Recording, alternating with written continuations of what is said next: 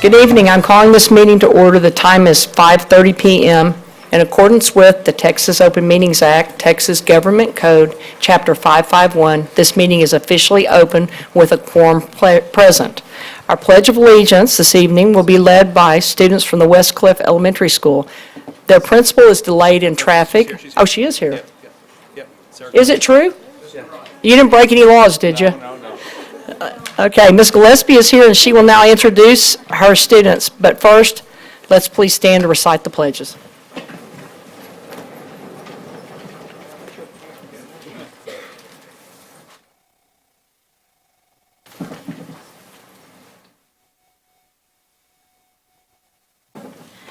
Attention. Salute. Pledge. I pledge allegiance to the flag of the United States of America and to the republic for which it stands, one nation, under God, indivisible, with liberty and justice for all. Texas flag. Honor the Texas flag.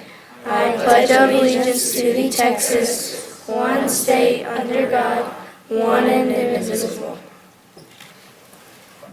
Thank you. Y'all stay.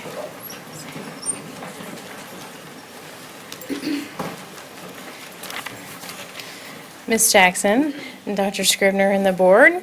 I'm Sarah Gillespie, the principal at West Cliff Elementary, and I'm proud to introduce our students to you this evening that are leading us in our pledges. This is Sam Dwight. Ashley, there. This is Sam Dwight. Do they introduce themselves? No? They can. Yeah, that would be so much more fun. Step up to the mic. My name is Sam Dwight. Hey, Sam. My name is Santino Melchion. Hi, Santino. My name is Samantha Lopez. Hey, Samantha. Thank you all for being here today. And we know Santino very well. He's a special guest of Dr. Scribner's too, his stepson. So we love having him. All right, thank you, boys and girls.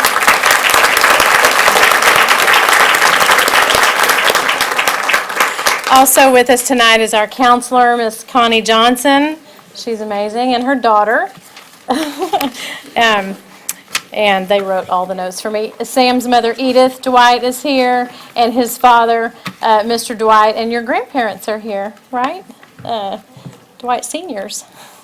So thank y'all for being here. And then the beautiful Suleika Scribner is here with Santino as well. So thank you for coming, families of West Cliff. Thank you for allowing us to be here tonight.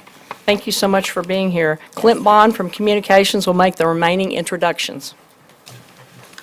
Mrs. Jackson, members of the board, Dr. Scribner, our student greeters this evening are from the Army JROTC unit at Dunbar High School, where Sajade Miller is the principal. Would they stand, and would we please thank them for their assistance tonight?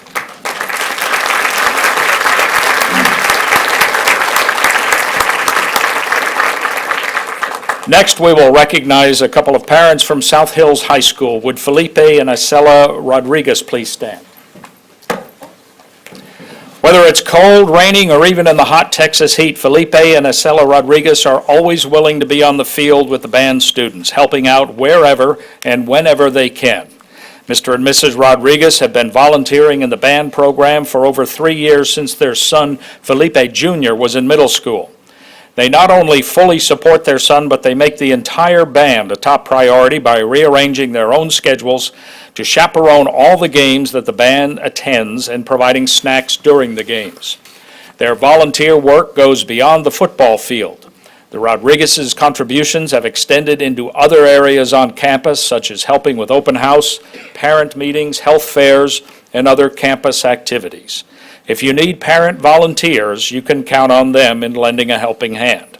For this and many other reasons, they are described as hardworking, respected, and kind individuals by South Hills High School Band Director Brent Schooley. The endless support from Mr. and Mrs. Rodriguez have contributed to growing the band program and helping it become the great band it is today.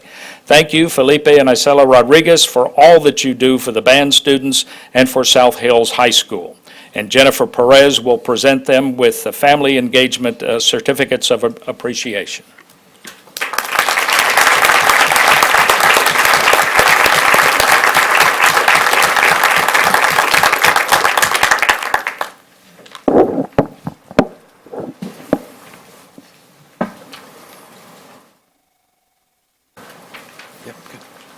At this time, we will move on to number 4 on the agenda, reports and presentations.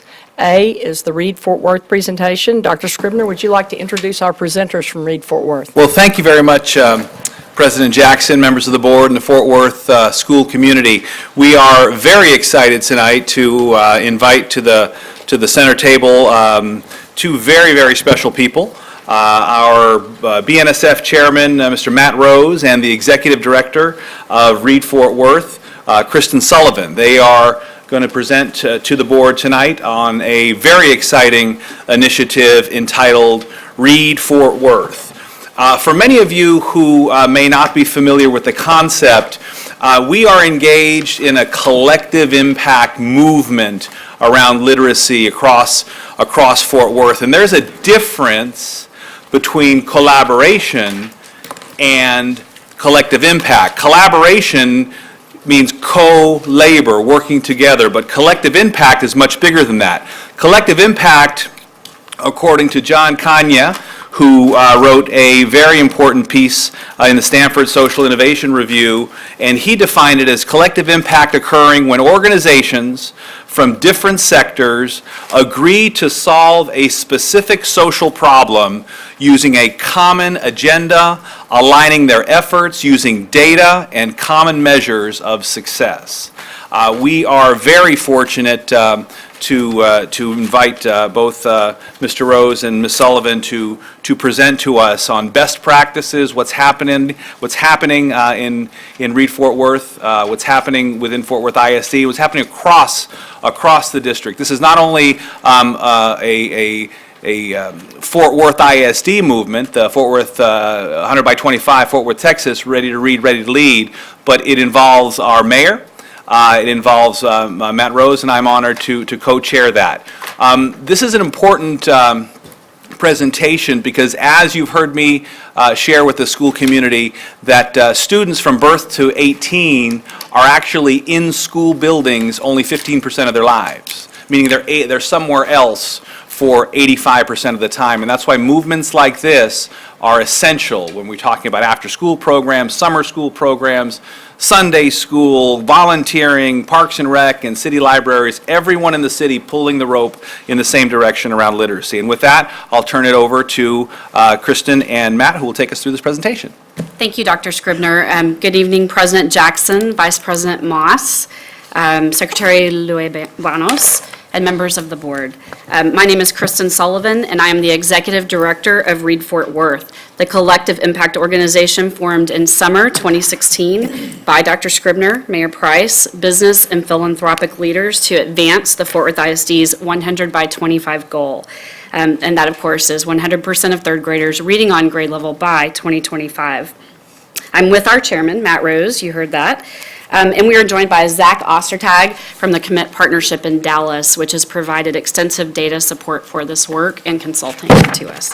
I'm also pleased and honored to have several members of the Reed Fort Worth Executive Council with us as well, and also executives representing supporting foundations, the Education Foundation for Fort Worth Schools, the Real Estate Council of Greater Fort Worth, and other supporters. Would you please stand very briefly to be recognized?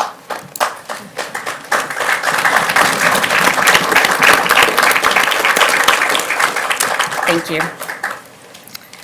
So as you know, Reed Fort Worth is the privately funded. It benefits from strong leadership from Dr. Scribner, Mayor Price, and Mr. Rose, and many other significant community leaders.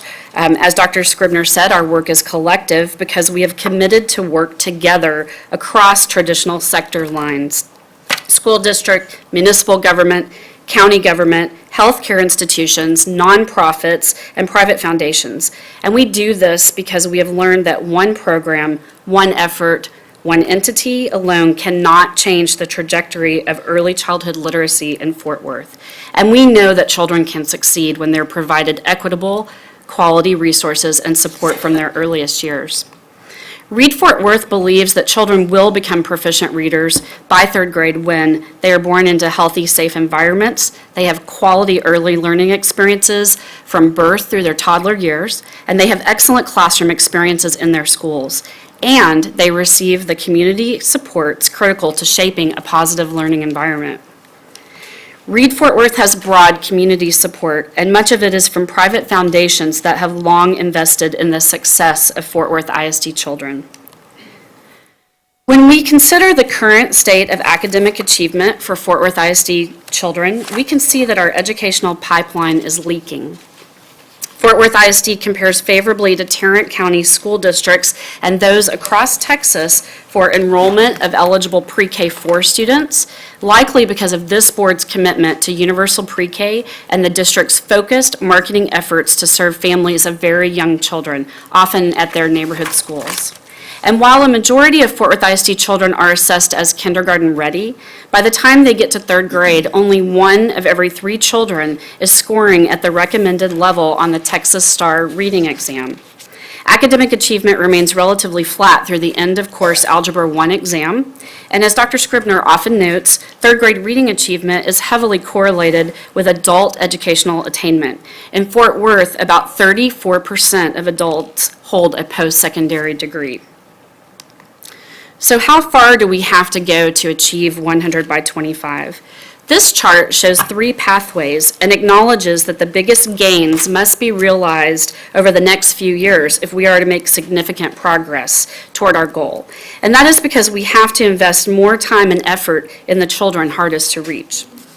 The bottom line scenario shows that if our community takes no meaningful action, only 41% of Fort Worth ISD third graders will read on grade level by 2025.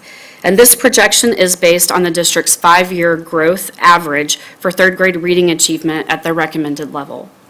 The dotted line depicts the district's performance goals for increasing third grade reading achievement, averaging an ambitious gain of about 6 percentage points a year. And it is worth noting and celebrating that Fort Worth ISD met its third grade reading goal for 2017, which was 33% of students scoring at the recommended level. So working collectively, this goal can be achieved. Already, we've seen third grade reading rise from 28% in 2015 to 30% in 2016 and to the current level. So we're going in the right direction, and we're happy to see that. The solid blue line depicts the aspirational 100 by 25 goal and the 8.4% annual growth that would be needed to hit this mark. And as we compare notes with other communities engaged in third grade reading initiatives, we are proud to tell them that our superintendent has challenged Fort Worth to ensure that every child succeeds and to not meet our work with an assumption that it's okay to leave some children behind. So how can we achieve our goal? Measurable change will happen when we build a system of interventions to connect families and children from birth through age 8. This slide shares community interventions in blue, Fort Worth ISD interventions in gray, and uses red dotted lines to indicate where interventions need to be implemented. The gray dotted lines show where interventions are in progress, but should be scaled up and better coordinated to accelerate improvement. So Reed Fort Worth supports ongoing initiatives to expand the use of early childhood developmental screenings, increase access to quality early learning, preschool, and pre-K for 3-year-olds, recruit, retain, and provide ongoing professional development to highly effective teachers and campus leaders, increase attendance, reduce chronic absenteeism, and combat family mobility that often disrupts a child's school experience. And other critical supports such as summer learning opportunities, volunteer reading, mentors, and technology improvements in the classrooms. Over the past year, our community has come to understand how critical it is that Fort Worth ISD leaders play an active role, an ongoing role in the community collective impact effort. The district is the principal entity executing educational strategies and tactics to drive early literacy success. But many community efforts, such as quality summer learning programs, depend upon district participation to identify children who need the services, align curriculum, and measure results. This evening, Reed Fort Worth respectfully ask you to support a resolution affirming the district's support and pledging to participate actively in this work. Collaborative action networks are being formed to drive the 2 critical outcomes of kindergarten readiness and third grade reading proficiency. Senior Fort Worth ISD staff already are, but must be integrated into these efforts if we are to achieve alignment and progress toward our shared goal. Read Fort Worth's accountability structure indicates that our organization will work through 4 initial collaborative action networks. Some already exist and some are still forming. Some are very well established. These action networks are focused on school readiness, child well-being, expanded learning, including summer and after-school programs, and reading resources, such as the Classroom Library campaign now underway and multiple volunteer reading efforts that provide mentors and tutors to our children. Read Fort Worth appreciates the board's commitment to the 100 by 25 goal and ask that you continue to support high-level strategies to dramatically improve early educational outcomes.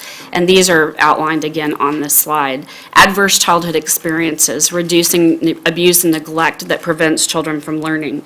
Initiatives that increase access to and participation in quality early learning, especially in so-called childcare deserts and neighborhoods where data shows that kindergarten readiness is low. We ask you to actively support efforts to grow our region's capacity to recruit, retain, and reward highly effective teachers and campus leaders. Continue incentives that keep successful educators working with the children who need them most. And participate in community-wide efforts to reduce chronic absenteeism and student mobility. We know that increasing attendance by just a little bit can dramatically improve academic achievement. President Jackson and Vice President Moss assisted this year with the work of our Summer Learning Action Network, and we have other efforts underway around child well-being, led by Cook Children's and JPS.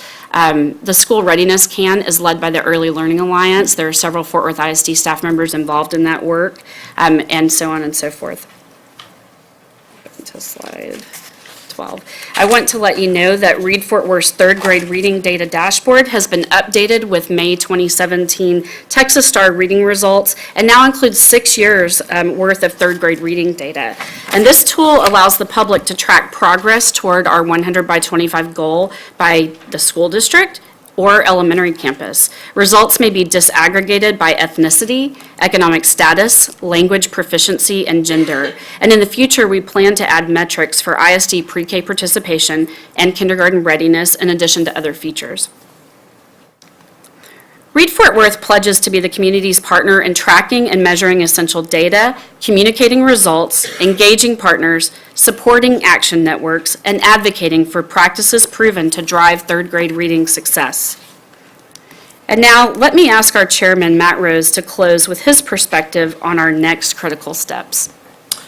Well, thank you for this opportunity to meet with you. I know some of the data that's been revealed tonight must break your heart.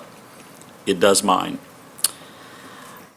I want to thank you, though, for your commitment to serving in this capacity. I know that you and us have the same exact goal on where we want this to go. I'd like to congratulate the board by making a great first step, and that is by providing the stability to our Superintendent Scribner for his long-term contract. I really do believe that getting stability in this role will go a long ways to being able to accomplish the goals that we want to do. We'd like to ask you for your support in several different areas. First, we'd ask that you would appoint a task force to create a model 3-year-old program for underserved families in Fort Worth that is supported by ISD, public, and private revenue. Second, strengthening our efforts to recruit, retain, and reward highly effective teachers and principals to work with high-need student populations. I run a small railroad in town, and when I look at the turnover of your students and principals, I don't know how we're even able to accomplish what you all have been able to accomplish so far. We've got to be able to retain high-quality teachers in our efforts. Third, creating a community-wide campaign to increase average daily attendance, reduce chronic absenteeism, and minimize student mobility, because a minimal increase in attendance can rapidly drive up academic achievement. We've seen pilot programs, places such as San Antonio that has addressed only chronic absenteeism, and they're making great progress. And I would challenge this board to do the same thing. Fourth, making sure that senior Fort Worth ISD staff members are actively participating in the action networks to drive change in the partnership with the community. Earlier, Kristen asked the community leaders that are part of Read Fort Worth to stand up. And I can tell you, these are some of the greatest leaders that the Fort Worth communities have. And they're here simply as a show of support to this collective action network. Again, I want to say we appreciate the hard work that's being accomplished at this board level, and now we're happy to answer any questions on the material that's been presented.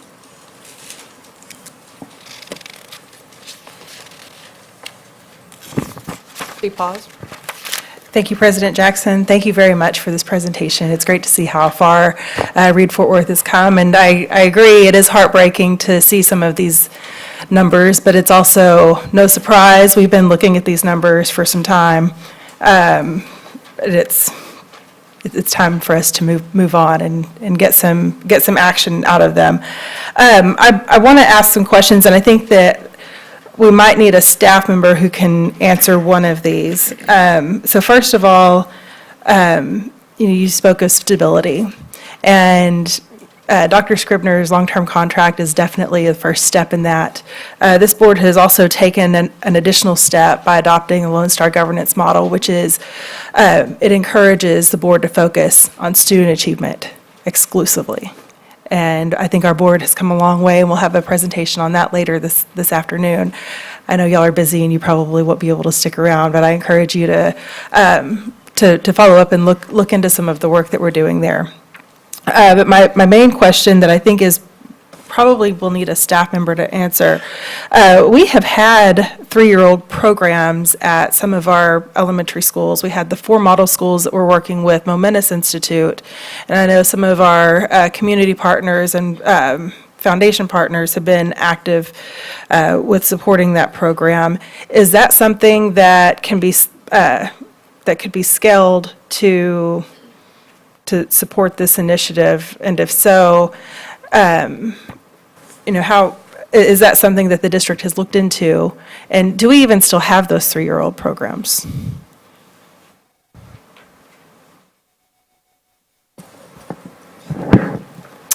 We do still have some of the programs that we are currently collaborating with our Morningside Children's Partnership in Rainwater, and they're very successful, and we hope to continue those. We are collecting data continuously, and we do have the attendance rate for those programs are strong as well. One more thing. So if that's, and this is comments to the board, if this is something that we have and that staff wants to continue, possibly we could consider looking at those numbers in addition to the data that we're already tracking. Great. Thank you, Trustee Paz. Trustee Christine Moss. Thank you, President Jackson. I want to thank you, your team, Matt Rose, the mayor, and Dr. Scribner. The collective impact is really working. I think during the summer, I think that really helped our students when we had the summer slide program. I think that was really, really helpful. And I just want to thank all of those that participated in the program. But I think we're on the right track, and so we're doing great things. But you mentioned the 3-year-old program. If we look at some of the other urban districts, they are involved in the 3-year-old program. Dallas, for one, I was listening at a family conference, and they were having a little friction because Dallas, they have their 3-year-old programs.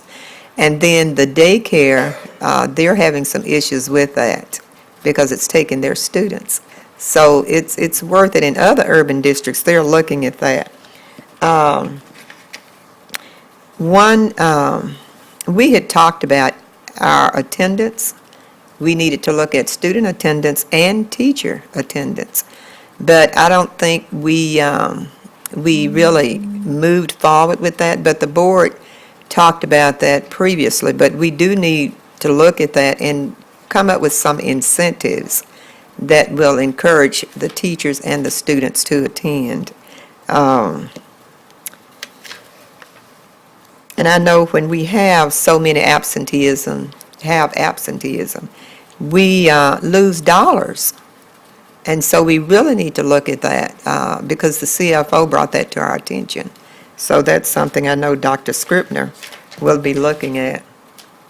But I just want to thank you for working with the district, working with public education, because that's where our students learn. And with this partnership, I know that we will reach our goal. So thank you, and Dr. Scribner, thank you. Thank you, Trustee Moss. Trustee Judy Needham. Thank you, President Jackson. I also, like Ms. Moss, Matt, John, Joe, several of you I know you have full-time jobs, daytime, nighttime, and you're giving of your time to help the children in this community who need the help the most, to get those children on an equal reading status to the other children that are more fortunate in life. So thank you again for what you're doing to help our city's children. I look forward, as with other board members, to supporting what you recommend that we do in the next year, Matt, and anything we can do to support this program going forward.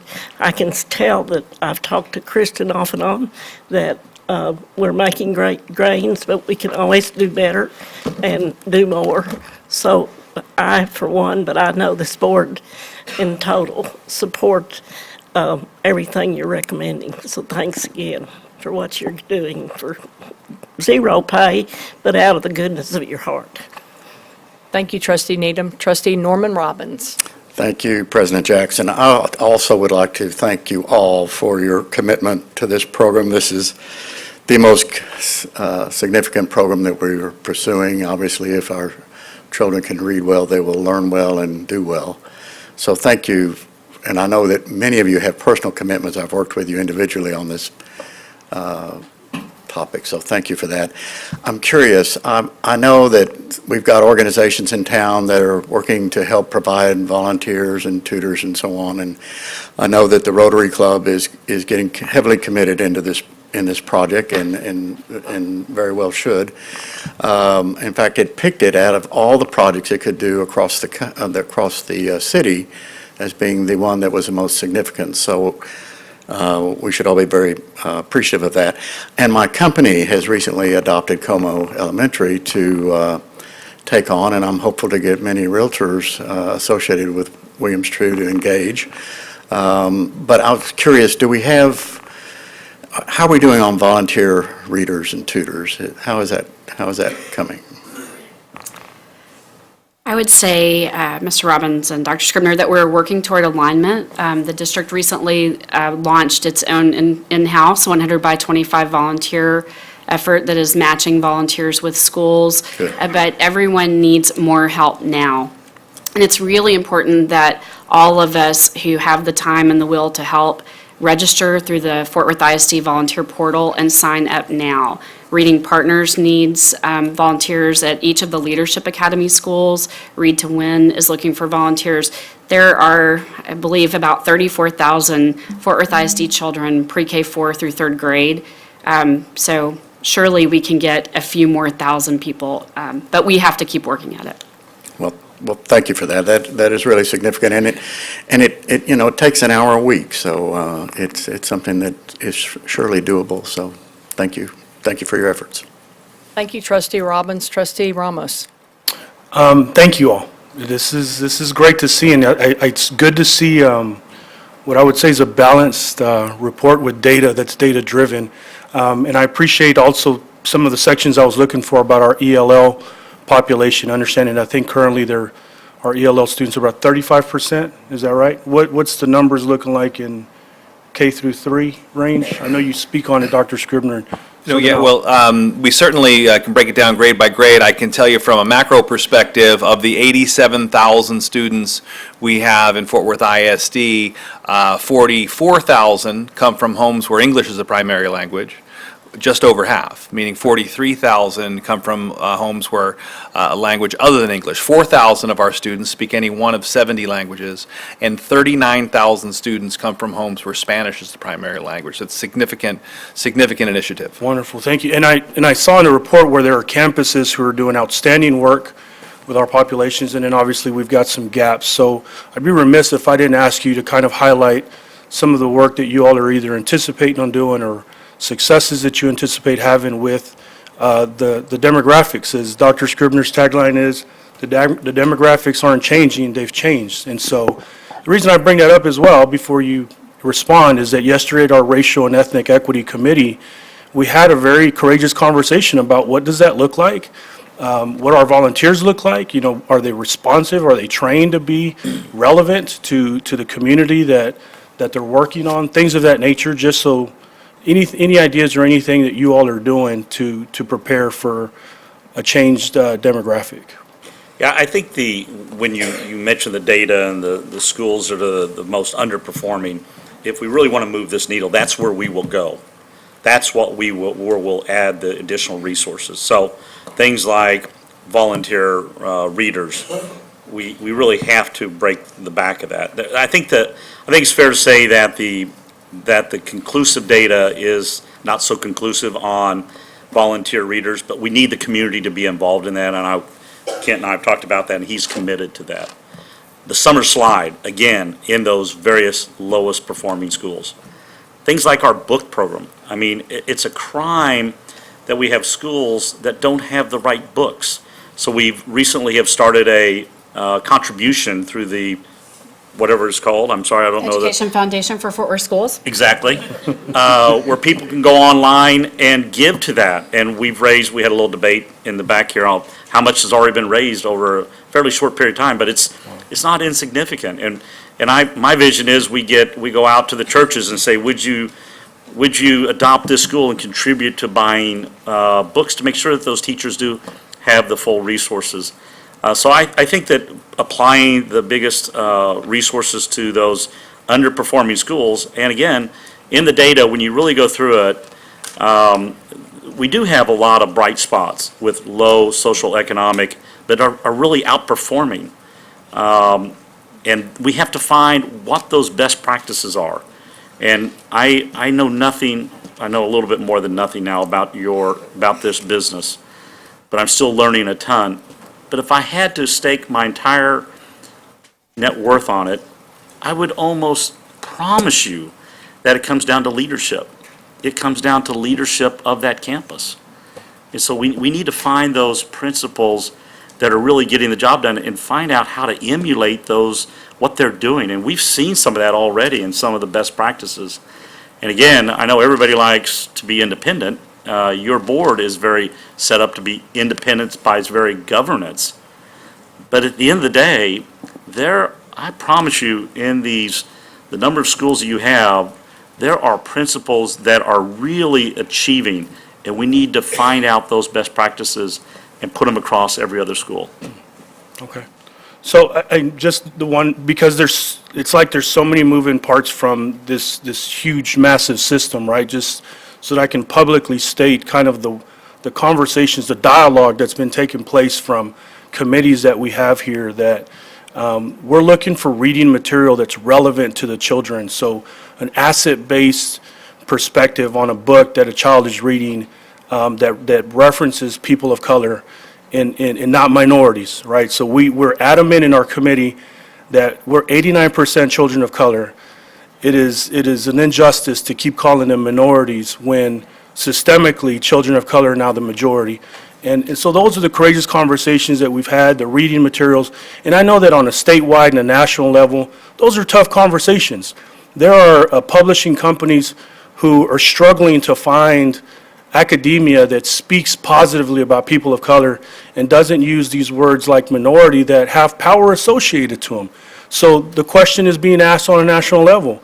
When a white individual is referenced as a minority, let's see how systemically that's received, right? So if there's books and material that children are picking up, that we can have these collective conversations with the work that's being done here at a statewide and a national level of even the change of the vocabulary that we use on a regular basis.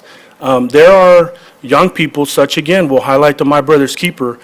Have a conversation with a My Brother's Keeper young person, and, they're checking their teachers and adults on the language that's used on a regular basis. So just an FYI is that all the pieces continue to come together, and the language that's being discussed in the community level.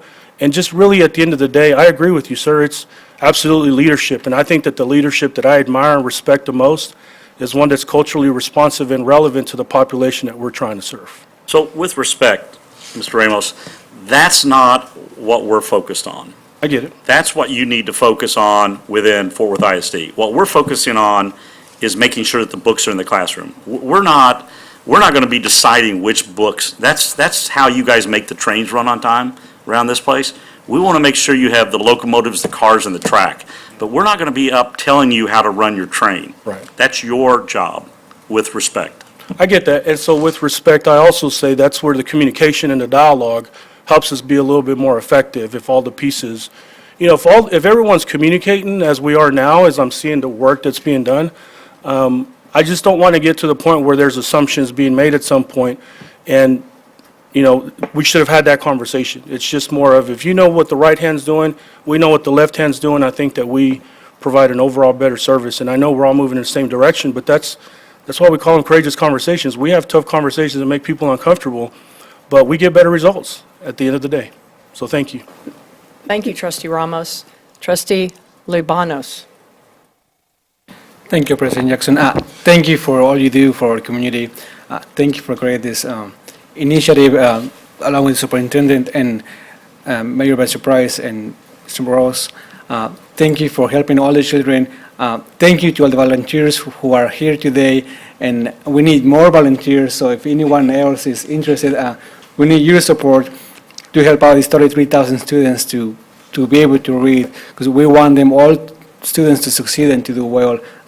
Like Mr. Ross said, we want them to do well, but we need teachers and principals to also be taken care of. So thank you. Thank you. Trustee T.A. Sims.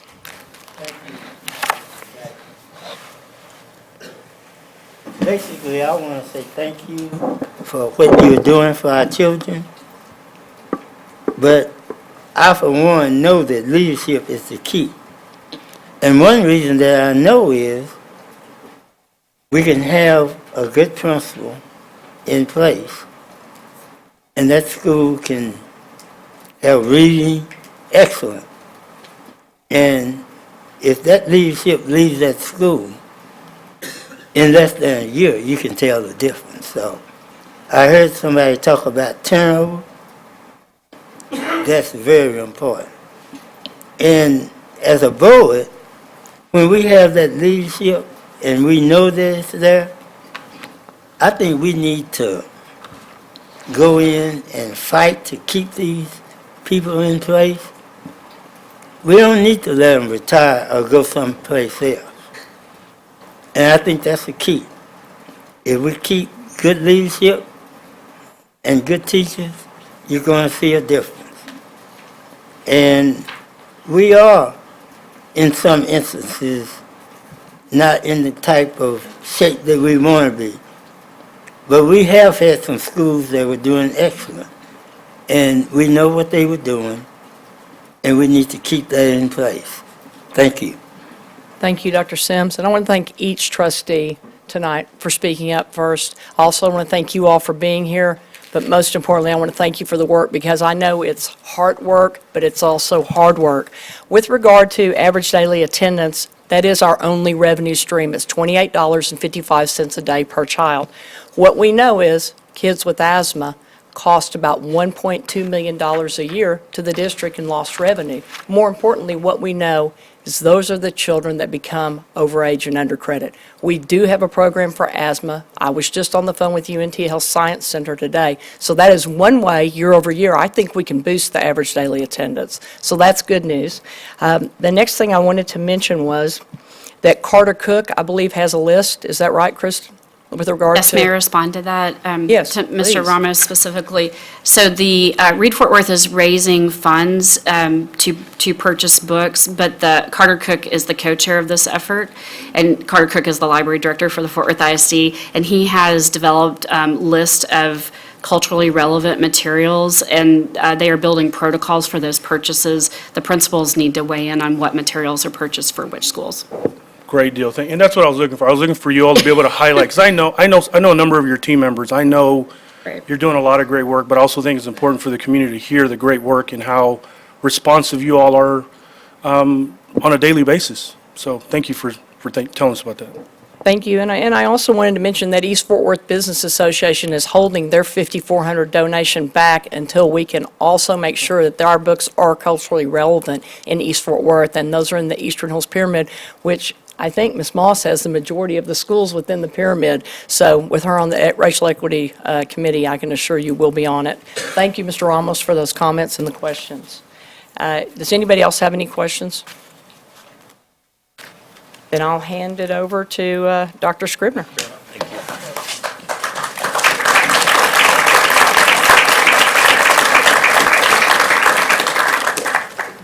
Thank you very much. Our next presentation is an update from the Citizens Oversight Committee, and we'll kind of let folks get organized and move about. So we'll get started in just a moment with the Citizens Oversight Committee presentation, and a couple of members of our staff, along with members of the Oversight Committee, will introduce themselves in just a moment.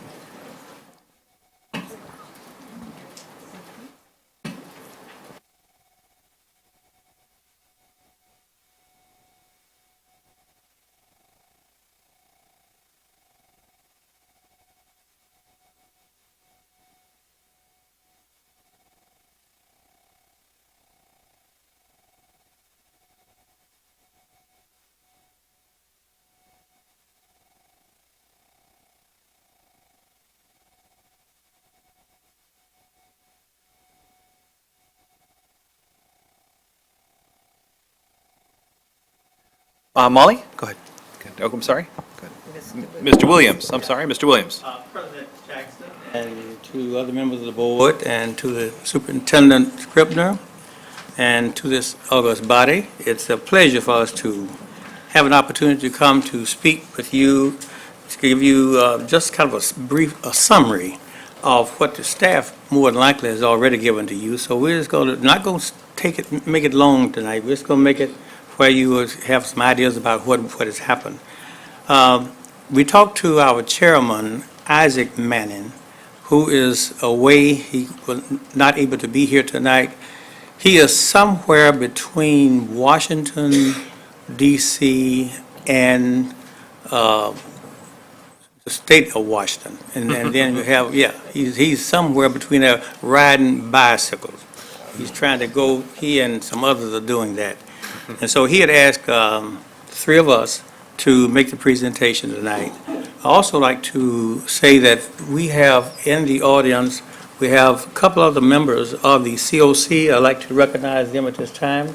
If they would stand up, we have Willie Paul and Ms. Rosalind, Linda, okay? Oh, and AJC. Okay. AJ is in here? There's AJ. Okay. He's always around someplace. You can always remember that. Okay. Nice to see you. What we have to, what was set up, we had, the COC was set with 15 members. And we had appointments by the superintendent and by each one of the board members. And they have been meeting, and it has really been very interesting for us to have. The COC was set up with the purpose to monitor the district's 2013 capital improvement program. And what we have been asked to do was to assist the district in maintaining accountability and integrity. That's one of the things that they were wanting to make sure, and I'm quite sure that our citizens also wanted us to make sure of that. We were also to advise the superintendent and board of any CIP issues. And this is in regards to providing reports to the board with recommendations regarding any CIP issues. And those are the things along with that. Then we also were to use guiding principles to carry out the functions of the COC.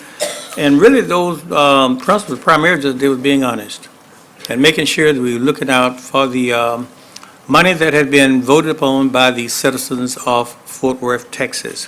So for that reason, that's the other things that we've had. Now, to do this, we have to do this, review expenditures of 2013 CIP, and what has happened continuously. And I'd have to say with a special emphasis toward the individuals that the board asked to work with us. They have just been great. There just has not been anything, I would say, that with the CIP program that they have not been part of and that they have not really worked with us completely. And they've also worked with us in making sure that we were given periodic reports. And for these reports also, we were been given to you all to make sure that you all understood the process as we were going along. We also were to confer with the staff CIP about general levels of satisfaction with the work. And this has been something that they have been very diligent about providing to us in regards to the contractors and people that they've been dealing with, whereas they've been very satisfied with the work that has gone on. And I would also like to say that there were times when I've kind of heard, that they were not so satisfied. And one thing that they would do, they would go back and make sure that everything was done properly and according to how it was supposed to be done, and they've done a great job doing that. The stakeholder satisfaction. We have not had, as far as I know, any of the stakeholders that have really complained about any work that has been going on that's happened with the CIP, with the bond program. We have dealt with them. We've been visiting with a lot of people on the COC, been visiting different schools, and they've gotten very good reports. So I think that as far as the stakeholders in this case with the citizens, they should be very satisfied, and this has been a very positive bond practice program. The next thing that I would like to just kind of mention to you is about the bond priorities. The bond priorities were basically on three different things: on safety and security. And what has happened there is that you got a report on that in regards to these were the cameras and cards access to that the teachers have, the students have, and all of that has been provided to you. And with the idea that no one should enter into any of the facilities without having proper credentials. And so that is one of the things that's been very well placed into the hands of, I would say, the people that dealt with the CIP program, and we're very proud of what they've done there. The technology is going to be discussed, and I would like, that you receive reports on that in regards to the technology that has been given and going to each one of the schools, and what has been the amount of money that has been placed, and to those that have been completed and those that are in the process of being completed. So that report was given to you, so you should have that. And then, of course, the new classrooms, that's another problem, situation that we've dealt with. And there has been some of you that on the board that have been dealing with with Ms. Vicky. I call her Vicky, and it's hard for me to call anything but Vicky, but Ms. Burris, in the sense that she has been on top of these things, and some of you have dealt with her in regards to special classrooms that had to be put together, and I'm quite sure that you've been very satisfied with that. The next items, that I'll turn it over to the young lady who's going to take, I had the easy part of everything, so that's that. So we have Molly, who is going to talk to you now and give you the next part of the three-pronged report. Thank you. The slide you're looking at now is the different revisions that you have approved, the changes that you have approved since our last report, which was in September of 2015. The important thing to note about all of these scope changes is that they all stay true to the original intentions of the bond. So we were able to problem solve, work through, and have those changes made to stay true to what the voters had voted. Here is a sample or a pie chart for the construction CIP progress to date. If you'll notice, 78% of all of the projects will be completed by the end of 2017, and about 22% will be finished out by the summer of 2018. I think that's great news. As you're looking at the financial overview, we have about 87.9% of the money either encumbered or paid to date, and about 12% left in the available budget. The majority of that money will go to finish out that last 22% of projects through summer of 2018. For technology, 78% of all technology will be complete by the end of 2017, and 22% will be finished by May of 2018. If you look at the technology budget, you'll see about almost 74% has either been paid or encumbered with a small bit of contingency, with an available budget left of 26%. This is our operations, which includes the yellow fleet for buses, the white fleet for maintenance, the classroom furniture, and our uniforms and instruments for our fine arts department. The slide on the left, or this chart on the left, shows the percent of money that has been spent up through the end of August of this year. The chart on the right shows the last 20% of funds that will be spent through May of 2018 and where that money is going. It's important to note, especially with our uniforms and operations, that the COC committee has been given lists of the purchase rotation and the numbers of instruments and uniforms provided to each school and campus at the campus level. So we do have that available, and if you all would like to see that, I'm sure that your staff will provide you with that as well. And their overview, again, they have about 20% of their budget left, which will be used by May of 2018. And now, Mr. Bob Benda will give you a little bit of history and take it over. Waiting for my green light. There you go. Good evening, I'm Bob Benda. I was appointed by the Fort Worth Chamber of Commerce to represent business interests and participate in the program.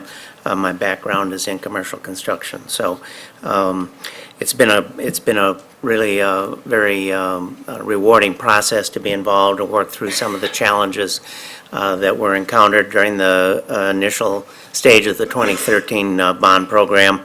And I'm proud to say that we're approaching the end of the program with largely all of the projects that were promised to the public going to be completed, some of them beyond the original time horizon, but the good news is they're being done properly and within the original budget. So I think the studied approach that y'all took to some of those budget challenges that we encountered is paying big dividends.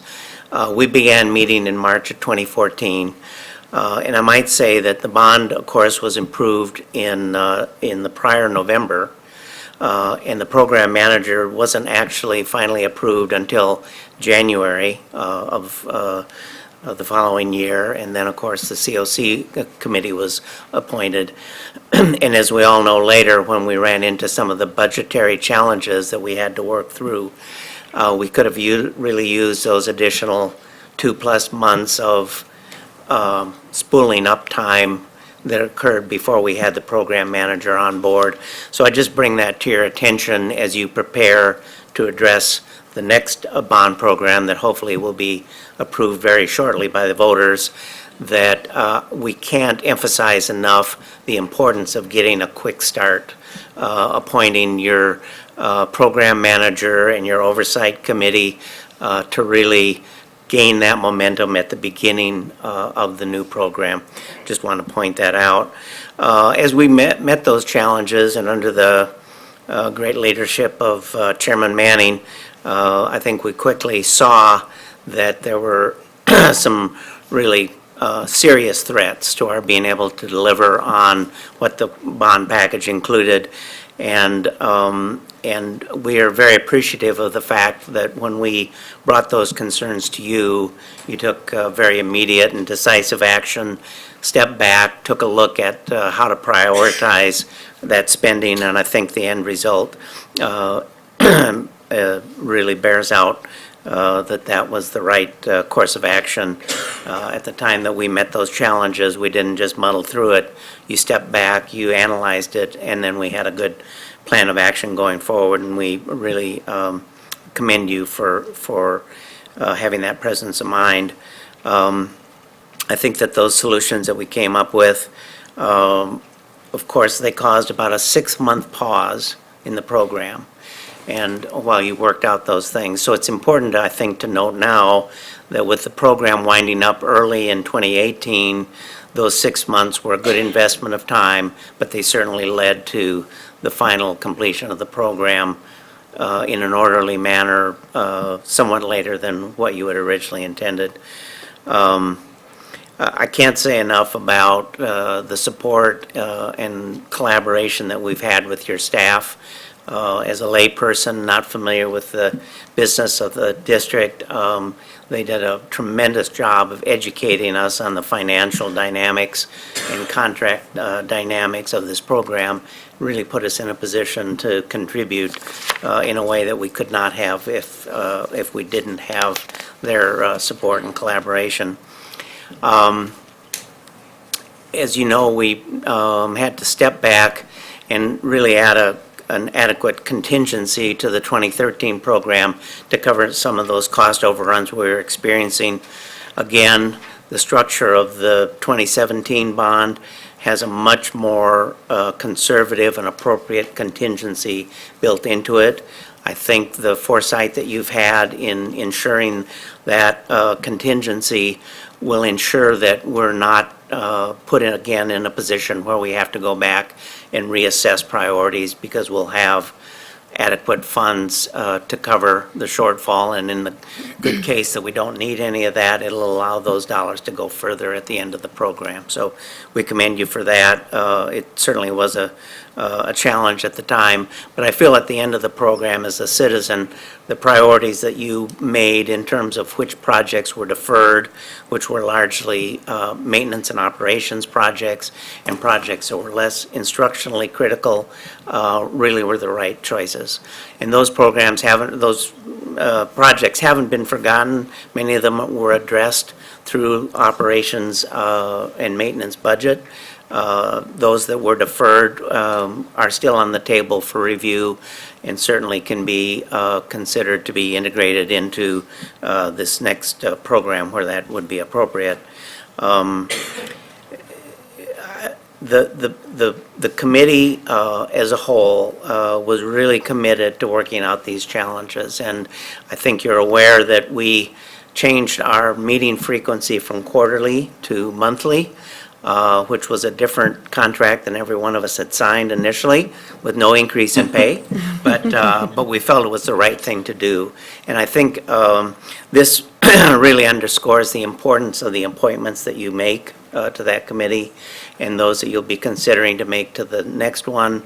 The background, the dedication, the knowledge of those appointees really has the potential of having a great impact on the dollars that you're spending. So we thank you for the thought and time that you put into those, selecting those appointees, and encourage you to continue to take that responsibility very seriously.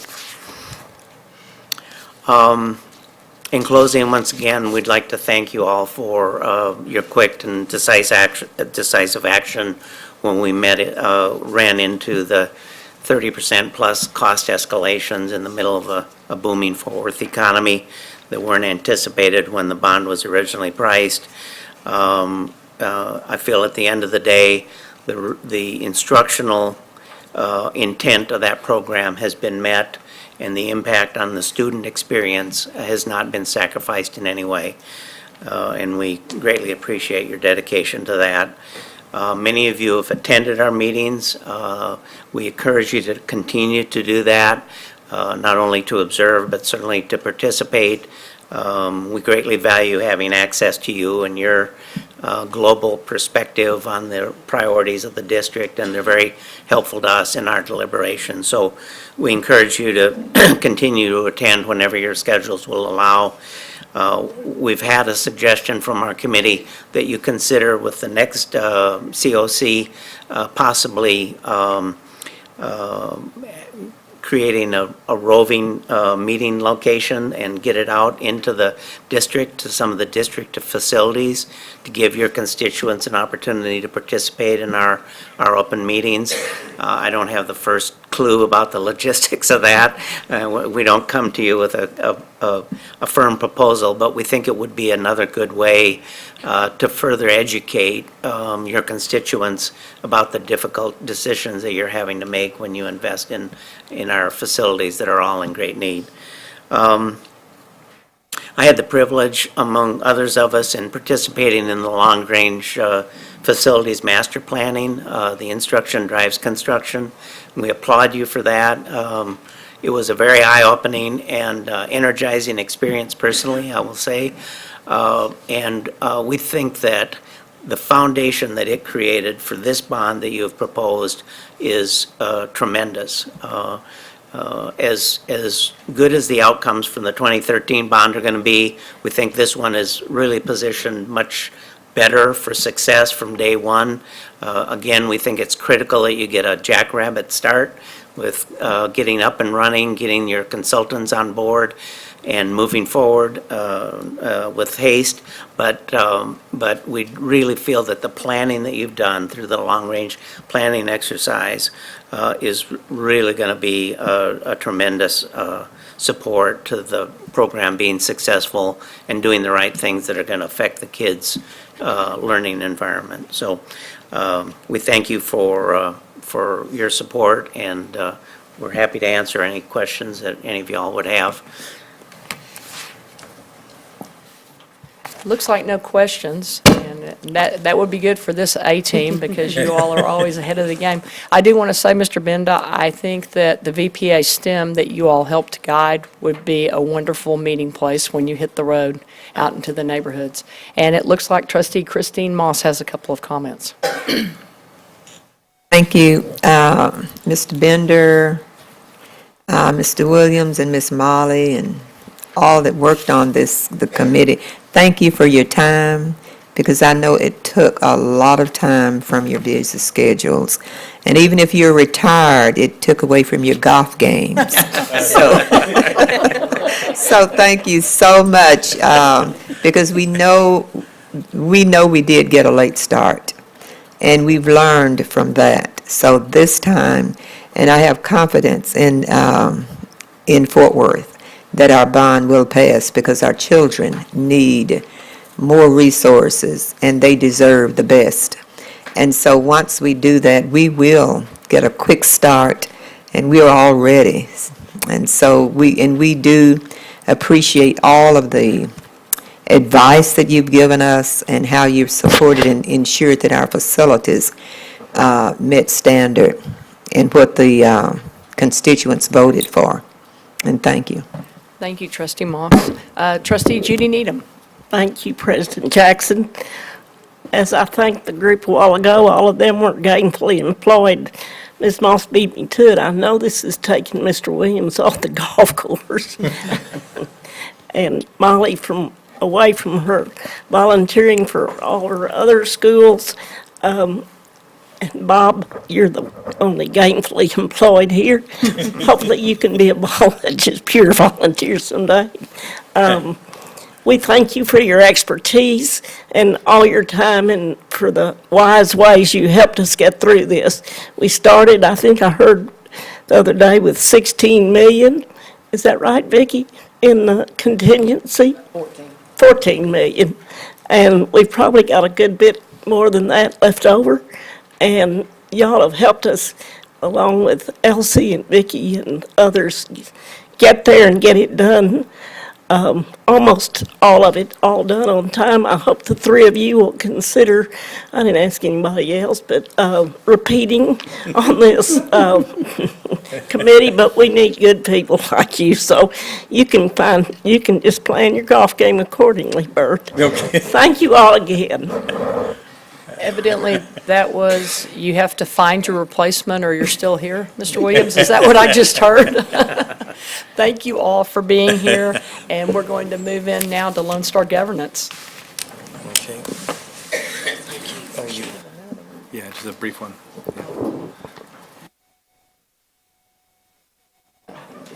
just a second, I'll get it.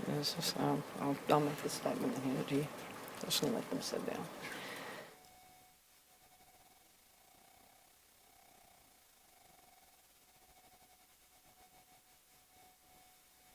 While everybody's moving, we're on number 5 of the agenda, Lone Star Governance. Grade 3 students making progress on local assessments, goal progress measure 1.3. Dr. Scribner, do you have a few words to say? Thank you very much, President Jackson. This will be our final report on Goal 1, in line with the Reed Fort Worth presentation earlier. We have a brief presentation to share with you. One of the interesting things that we found with regard to this presentation, although 2016 was our baseline year, one of the first things that I noticed late in 2015, these are tests that are taken in February, was that we had very little in local assessments. We don't want to over-test our students and have the teachers test too much, but we want to know how they're doing. We want to monitor their progress. So the RFP for literacy and progress monitoring resulted in Achieve 3000 being adopted. You can see from the baseline year, 42%, a 9% jump, but in the previous years when we got away from it, we have a great deal of ground to recover between 2014 and 2016. In fact, as we strengthen our local progress monitoring through Achieve 3000. I believe Mr. Robbins asked for a presentation. We're scheduled to provide that under Lone Star Governance next month. To provide further specifics, I'll turn it over to Sarah. All right, thank you. So we did see a dip, and the question came up, why are we seeing that dip before our baseline in 2016? So we looked at that, and the first thing you might think is there are some differences in the test. That was the first question we wanted to look at, and we found that the tests are substantially the same. They each had 5 reading passages and 40 questions, so each year the benchmark, 3 nonfiction, 1 realistic fiction, and 1 poem. The 2014 benchmark, that's the beginning of the trend data you saw just a moment ago, is a locally developed. There was no release test at the time we gave the benchmark, and so the literacy department created that test. All the other third grade benchmarks in the data are STAR release tests from Texas Education Agency. We also found that about 70% of students in third grade tested in English each time, and about 30% tested in Spanish. So those were the similarities. Then we were looking for some differences. What might explain that? So we looked at the passing standard for each test. The passing standard for 14 and 15 was very similar, 21 out of 40 to pass, 20 out of 40, and those are based on the prior year STAR standard, so that our benchmark would be an indicator for STAR. In 2016, we found that the standard was a little bit higher. In that year, the state was scheduled to increase the student passing standard on STAR, and so accordingly, we increased the passing standard on our benchmark, so it would be a good predictor for us. After some public comment and a lot of media attention, the commissioner didn't actually raise that much. It was 21 out of 40 for STAR, and so you see us go back to that the following year in 2017. Another thing that was different is we had less progress monitoring in 2016 than we had in 2014 and 2015.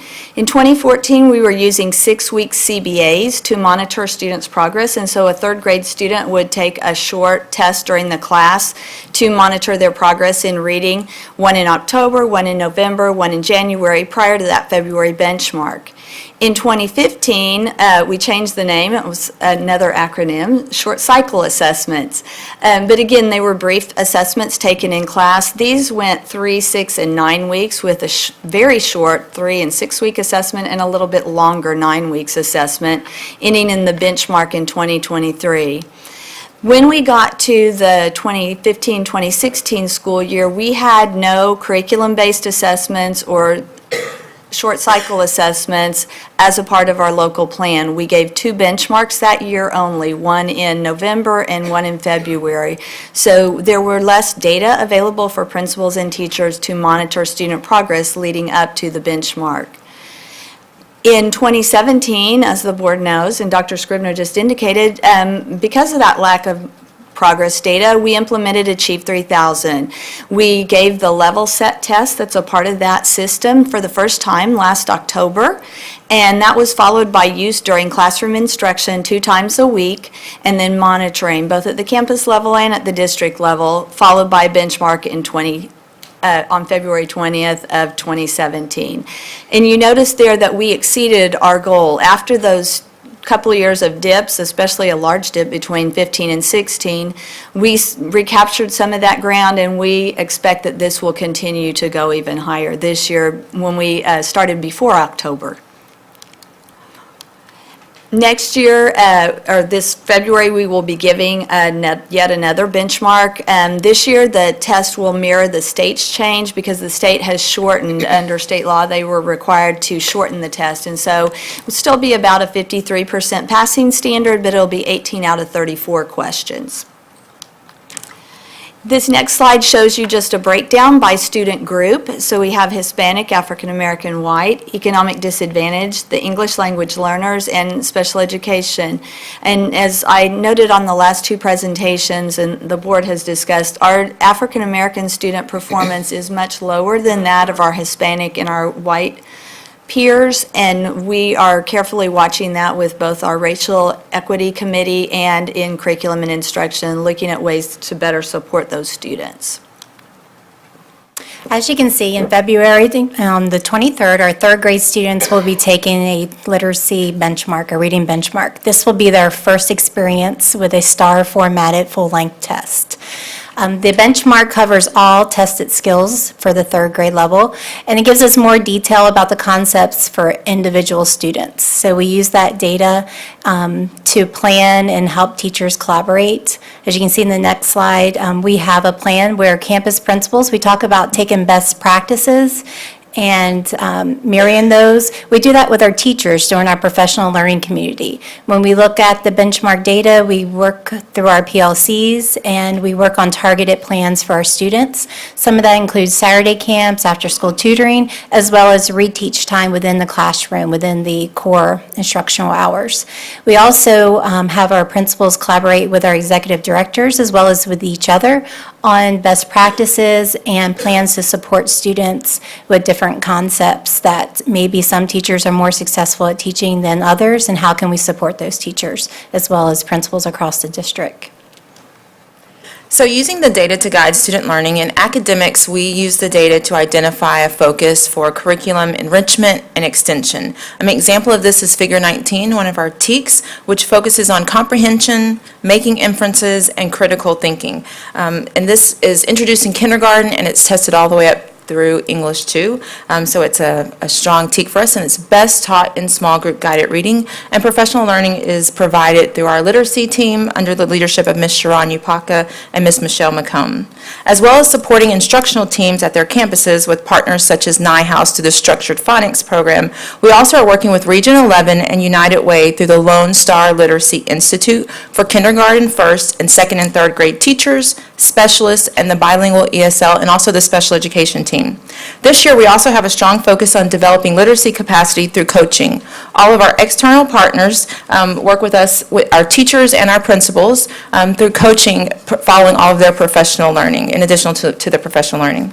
So in addition, in CNI, we partner with campus instructional coaches and specialists to equip and prepare teachers to lead innovative campus programs and culturally, linguistically, and racially diverse student populations. We also coach within the specialized programs, such as our English language learner program, which, as you all heard earlier, represents 50 countries and over 30 languages. And we're looking to expand access and opportunity to our multilingual programs, working closely with our Executive Director of Multilingual, Ms. Elda Rojas.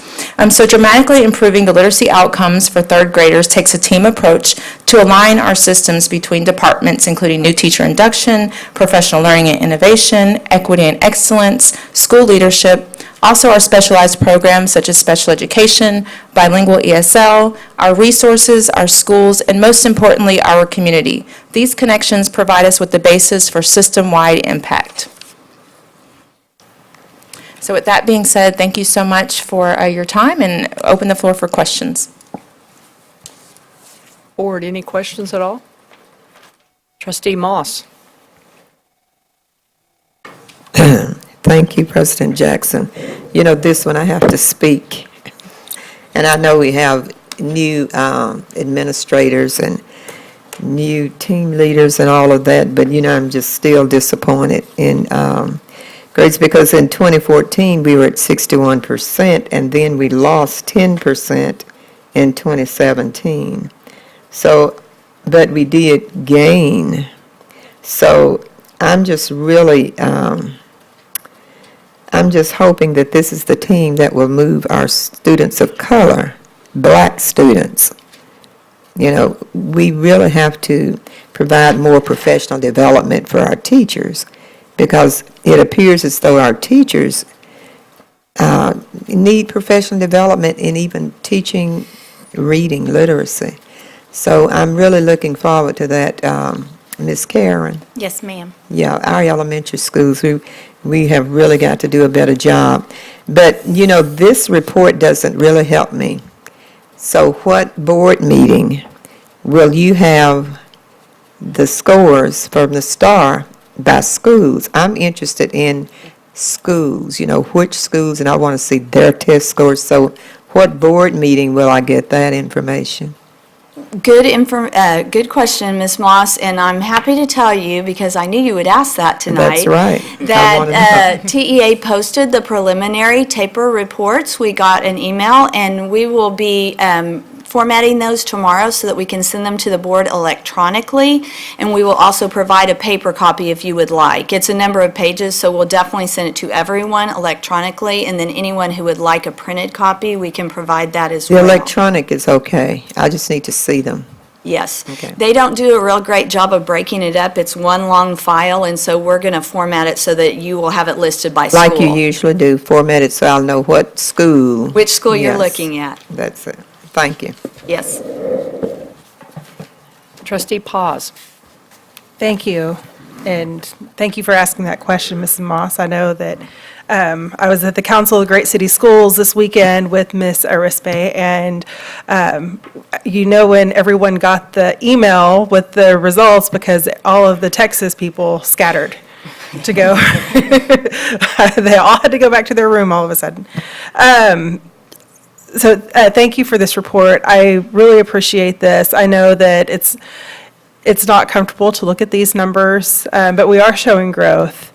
And, you know, I know that I would like to see faster growth, but I'm happy with that we were able to gain 9 points last year. And we have to keep looking at the numbers, even as uncomfortable as it is. And I really appreciate that we are now seeing the results broken down by student group. This is good information to have. I'm going to make an additional ask. Knowing how the student groups performed this year is great. I would really like to see the growth. Because knowing, you know, that there were, you know, 2,852 ELL students who passed or were making progress on the test.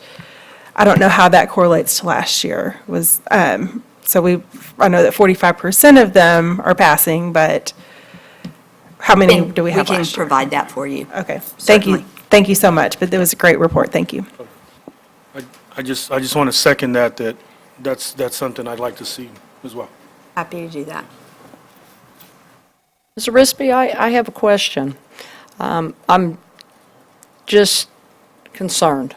When I look at the numbers for black students, there are 1,524 with results, 39% met standard.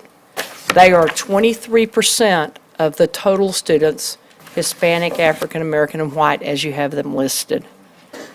That's an emergent population to me at 39%, and I don't know what the board needs to do to help you all But whatever we need to do, whatever resources we need, as far as I'm concerned, this is a 911. When you look at 1,524 students and you see 746 white, it's half the number, but yet 78% of the white students are passing. They're 100% more successful. And I just can't accept that's right. I've been in the classroom, and my favorite students to teach are African American males. And the highest success rates and the highest climbs I've seen sometimes are in that population. I don't understand why our students aren't succeeding, and I want to do everything I can to help. And that doesn't mean I want to let off the hammer with anybody else, but these numbers really caught my eye tonight, and I apologize for being a little emotional about it, but it just caught my eye. Any thoughts? We agree with you, and I think some of the things that Ms. Bradford talked about with the literacy academies are specifically targeted toward that. There are certain schools that were assigned to different academies or to work with the NIHouse based on the needs of the student populations at those schools for that exact reason. And this is grade 3, so we still have 4th through 12th. That's correct. So that's the good news, right? Okay.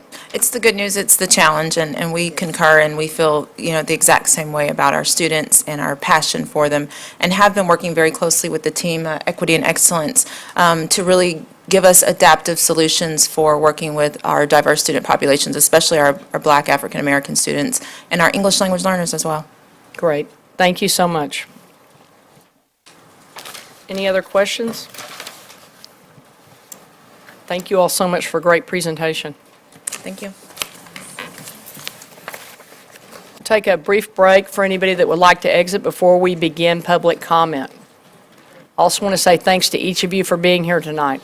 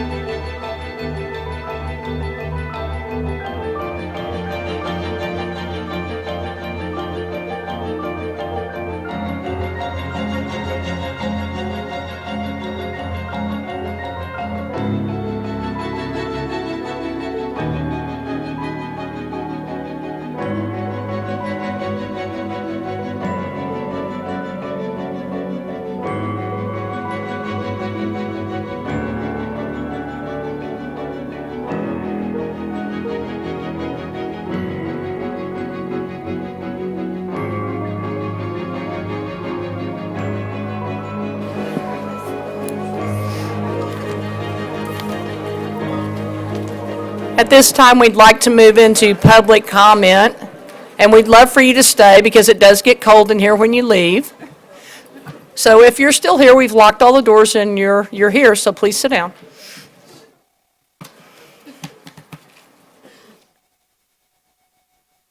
Clarity is being obstinate tonight.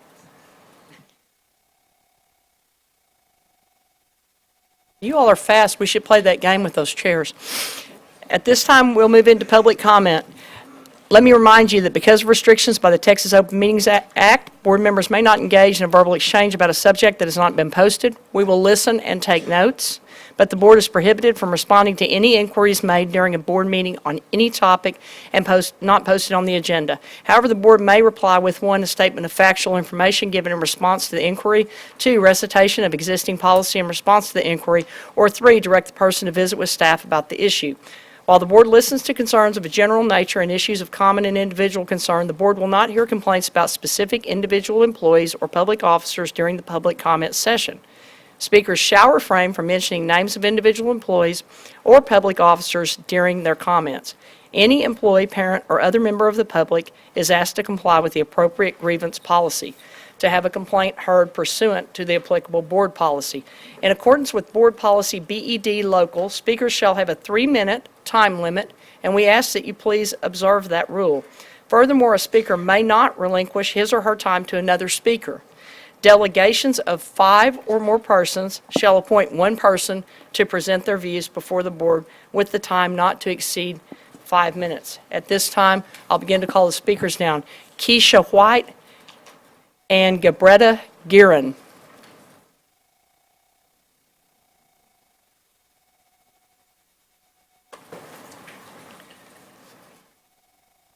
And the next 2 speakers will be Scott Blanco and Penny Askew.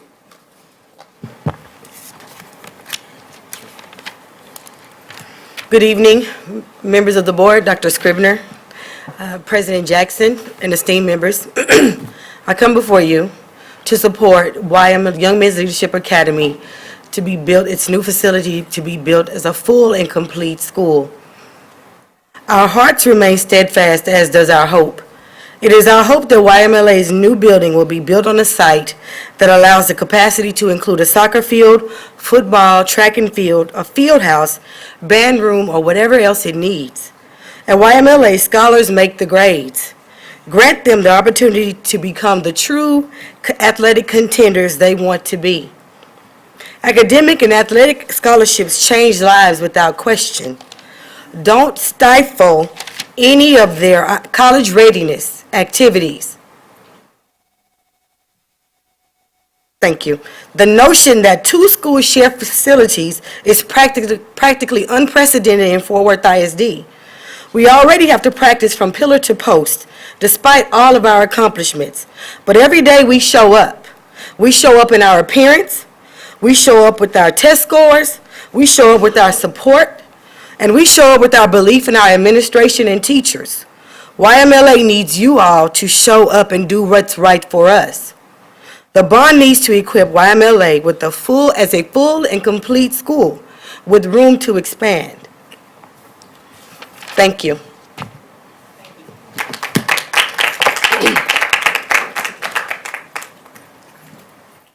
This is my first time here, so thank you, Dr. Scribner and President Jackson and the whole board for listening. I come as a citizen and a Dunbar alumnus. In the age of social media, you hear a lot of things that you just wouldn't normally hear. As a citizen, I work, so I don't hear what's going on with any of a lot of school boards because, one, my children aren't in Fort Worth ISD. They're in charter schools. So when I got wind of what was going on with Dunbar and YMLA, it kind of touched my heart because what I saw more than what was being done for the students, it was more of a war that was created. And to be honest, it was created by you guys. Dunbar alumni and YMLA parents are actually fighting because of something that was created by the board when you created YMLA. It's looked as if you are taking something away from Dunbar High School, which has struggled. It is struggling, however, they are on the rise, and it's like you're giving it to someone else. YMLA will never have the support of Dunbar High School because of the way that they were created. I'm an alumnus of Dunbar. I'm an alumnus when Dunbar was #1. We had the #1 scholarships. So I know what it feels like to be on top. And I know then, back in '91, we did not like the idea of anybody coming to dilute our scores to bring up another school. And that's what would be happening when you're putting those two schools together. Yes, today we're talking about just sharing facilities, but that's not going to be the only share, and we all know that. But you can't put those alpha males together and make them share facilities on their turf. Athletic facilities to young men are like a sanctuary. That's where they go to build themselves up, to build their bodies and get their minds strong. You cannot allow those two schools to share facilities. Even though they don't do the same district play, you're just creating another deterrent to their academic success. YMLA is an excellent school. My mother is a substitute there, and she says there are wonderful things happening there. So I am no way against YMLA at all. They need to be here. But so does Dunbar High School, and they need to be separate in every single thing. YMLA they have earned the right to have a facility that is deserving of their grades and their athleticism. It's not fair for them to share. Dunbar is coming up on the rise. We don't have good test scores, but give them the opportunity to fix it, not mixing students, not taking it away. You have to give YMLA a chance, because right now they're on top, but if you don't build them up, they're going to fall like everyone else that doesn't have support. Please give both schools the chance to flourish. Thank you. Thank you.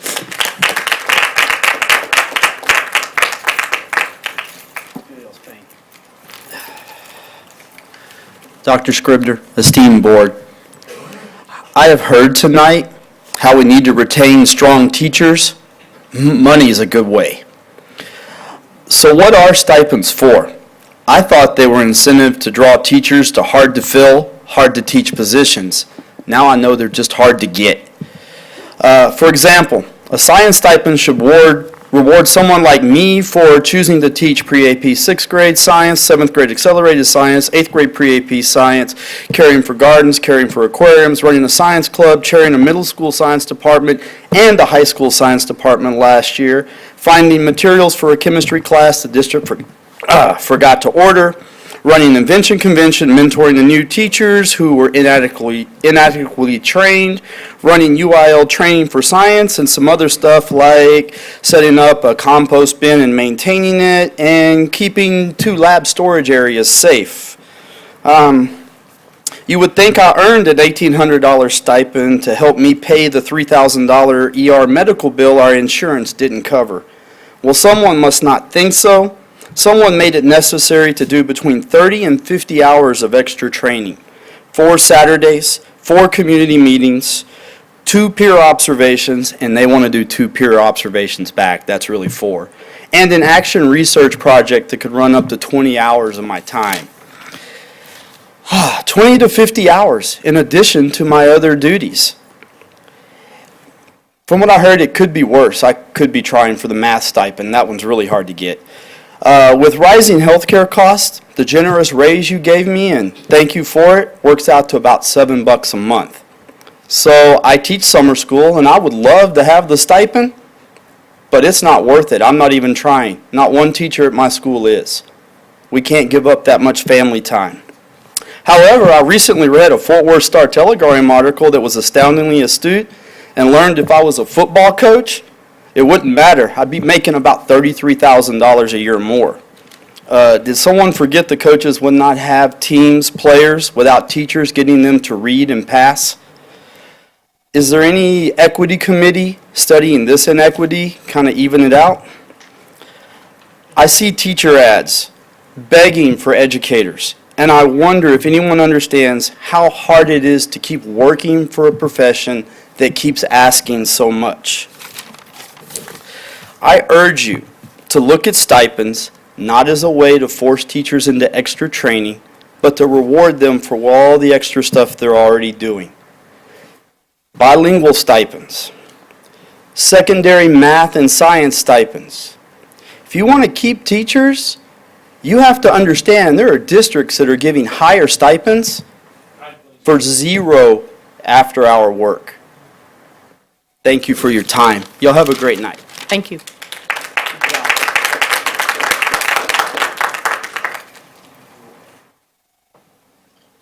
Good evening, President Jackson, members of the board, Dr. Scribner. My name's Penny Askew, and I'm here to speak about the future side of Young Men's Leadership Academy. My 10th grade son has attended YMLA since he started the 6th grade. He plays soccer, he runs track, and he is always on the AB honor roll taking advanced classes. I appreciate that last spring, when the team from Fort Worth ISD came to YMLA to learn what our community thinks our needs are, some families told you that we would all like to stay in the neighborhood, and I thank you for listening to us.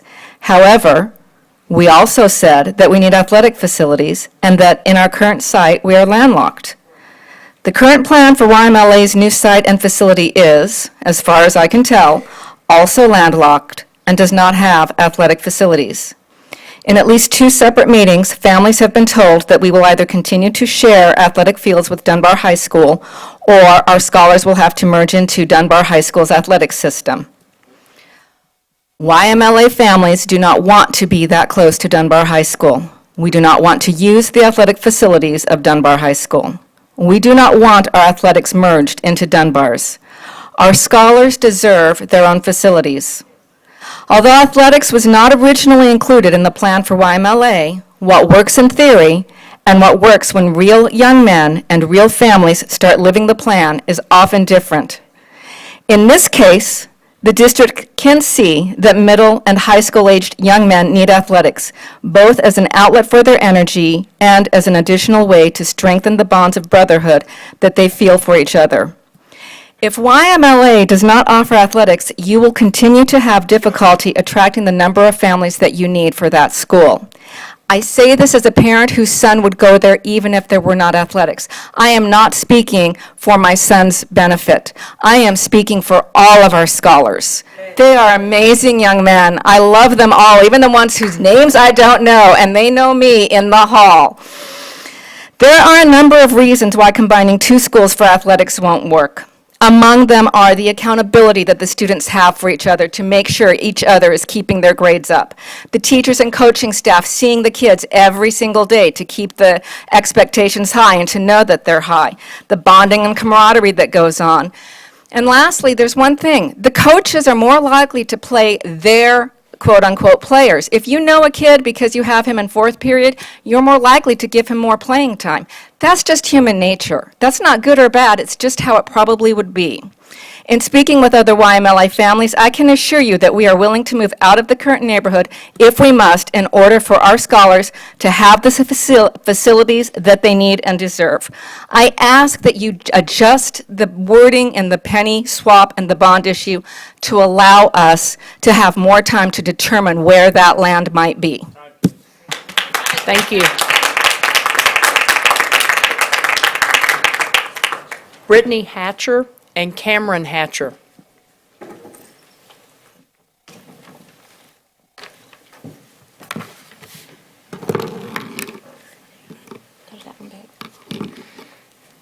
Greetings, President Jackson, Dr. Scribner, and our board and support system. Since the Dunbar High School penny swap meeting, there have been several conversations happening in their respective corners. Dunbar dual-gender high school parents, students, and staff have been speaking out. The Stop 6 community, sometimes referred to as the Dunbar community, has been speaking out. Dunbar High School alumni have been speaking out. Current Dunbar High School parents, athletes, and students have been speaking out. And I can surely attest, current competing YMLA single-gender middle school and high school students, parents, staff, and athletes have been speaking out. How could our voices be missed? Excitement filled the room when we learned a new campus would be proposed for us. Adding Tanglewood to the mix meant the vote would pass. Worse for us. But frustration set in once we learned all facilities we'd been promised in the previous bond were not included in this one. In fact, we would not only be expected to sit in the lap of a competing campus, but also expected to share facilities on a prorated schedule. But how could this decision be made without us? Without reviewing the comment section of the online, now taken down petition Dunbar alum created? Without being transparent with current YMLA parents and students? Perhaps our survey could be of assistance as decisions are made. Here's what we know. The Stop 6 community doesn't want us closer, and we don't want to go any closer. Land acquisition is a challenge. Students are worried this proposal could set a stage for the current arguments, rival disagreements, and fights that already take place. This is not a solution, rather a bigger problem. Here's what we want, 3 things. Number 1, equity, period, for both campuses, self-sustaining facilities, from the rooter to the tutor. Number 2, to be seen as YWLA's brother and not be captive to a surname if that means less access for current students. Number 3, to reduce the friction within the Stop 6 community by doing numbers 1 and 2. Here's what's at stake. Increased community separatism, equity and excellence being viewed as a department name, but not a standard. Increased referrals when locker room teasing meets testosterone, losing faith in well-marketed programs and schools of choice, students leaving YMLA and Dunbar High School altogether ultimately, and most important, potential validation that those chosen to speak for the masses just don't have to. This exclusive conversation has led us to think that our district just doesn't care about our thoughts. Please prove us wrong. Please show us differently. Please show my son differently. We can't lose our identity. We are not a new leadership academy. We are the prototype. We are the Young Men's Leadership Academy of Fort Worth ISD. We are our brother's keeper.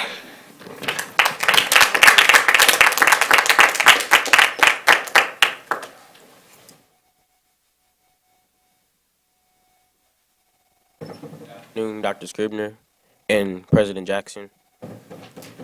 For right now, I like to recite the creed. I am a scholar. I will seek knowledge. I will speak the truth. I am destined for success in everything I do. The decisions I make today will affect my tomorrow. I am accountable to myself, my brothers, my family, and my community. I am a scholar of the Paul Lawrence Dunbar Young Men's Leadership Academy. We are our brother's keepers.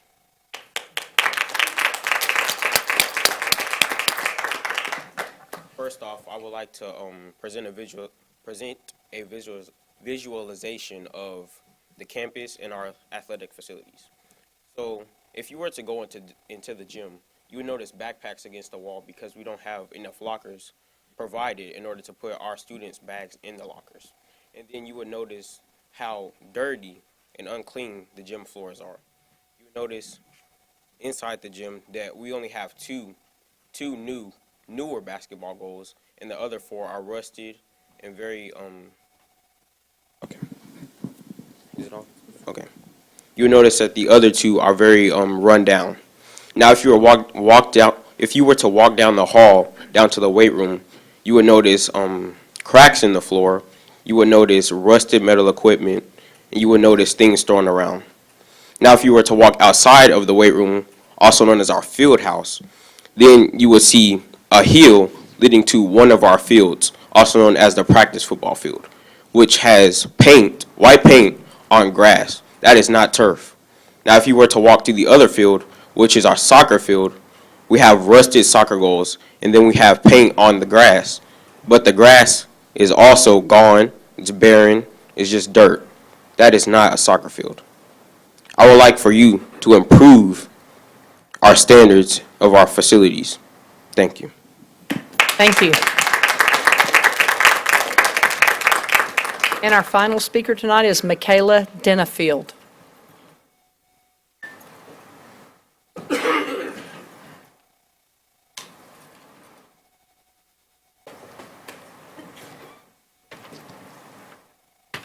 Good evening, everyone, and we want to say thank you all for stopping and visiting at our camp. I know some of you all were over there the other day to see the engineering lab. I just want to address a few things. Most of our parents and our scholars have already spoken about what our needs are and what we'd like to see happen, but what I want to make sure of is that at some point you all go back into your room and talk about what else we can do. Where else can the school go? What are your plans? And we'd like to know that before the bond election. We do not want to vote no on this bond. We don't want to take away from other students. Many of us have students at other schools who would benefit from it. But it seems YMLA continually is overlooked. My son, in addition to Penny's, is also a sophomore, class of 2020, and we've been there since 6th grade. I told my son last year, after the meeting, I said, we're probably not going to get the things that we've been pushing for, son. I just want to let you know that, and I'm sorry to let you know that, but if you'd like to go back to our homeschool, which is Arlington Heights, I will let you go. My son spoke up and said, no, Mom, these are my brothers. This is where I want to be. Excuse me. Regardless of them not getting what they need, they want to stay together. We want them together. But they deserve so much more than what you all are proposing in this bond. I appreciate the new school. I appreciate the great facilities, but please don't take away what we currently have and leave us with less. It's unfair, and I apologize for being emotional, but I've been at YMLA 5 years, and I want my son to stay there. He wants to be there. But you all have got to come up with a better plan than what you have right now. It's not fair. It's not fair. I appreciate all the work that you all do. I appreciate the entire school district. We are blessed to have the administrative team and our dream team working so hard and so diligently with our scholars. Unlike YWLA, which we have no problem with, our kids weren't cherry-picked. Some of them came there academically deficient, and the teachers worked hard, tirelessly with them to bring them to that level.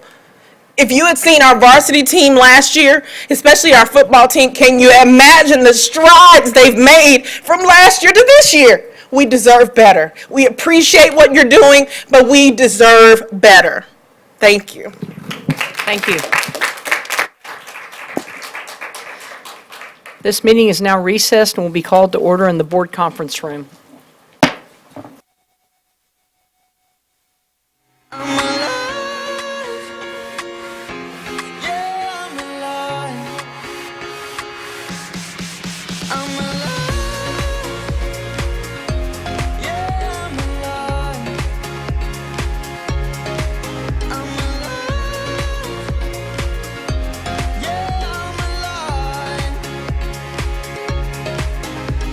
I love every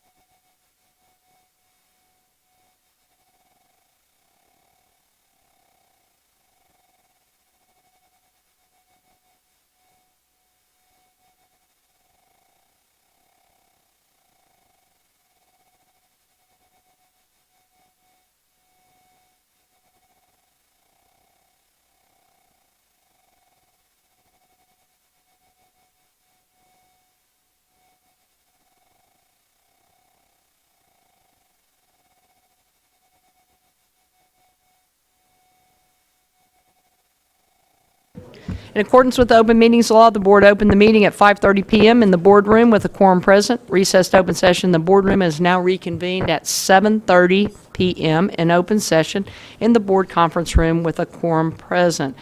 Currently, we have item 8, discussion of agenda items. Are there any questions concerning agenda items?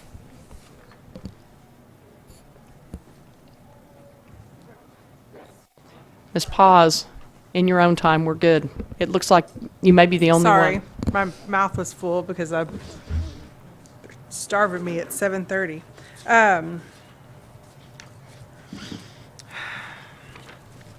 Item B2, approve to negotiate and enter into contracts with behavioral health providers.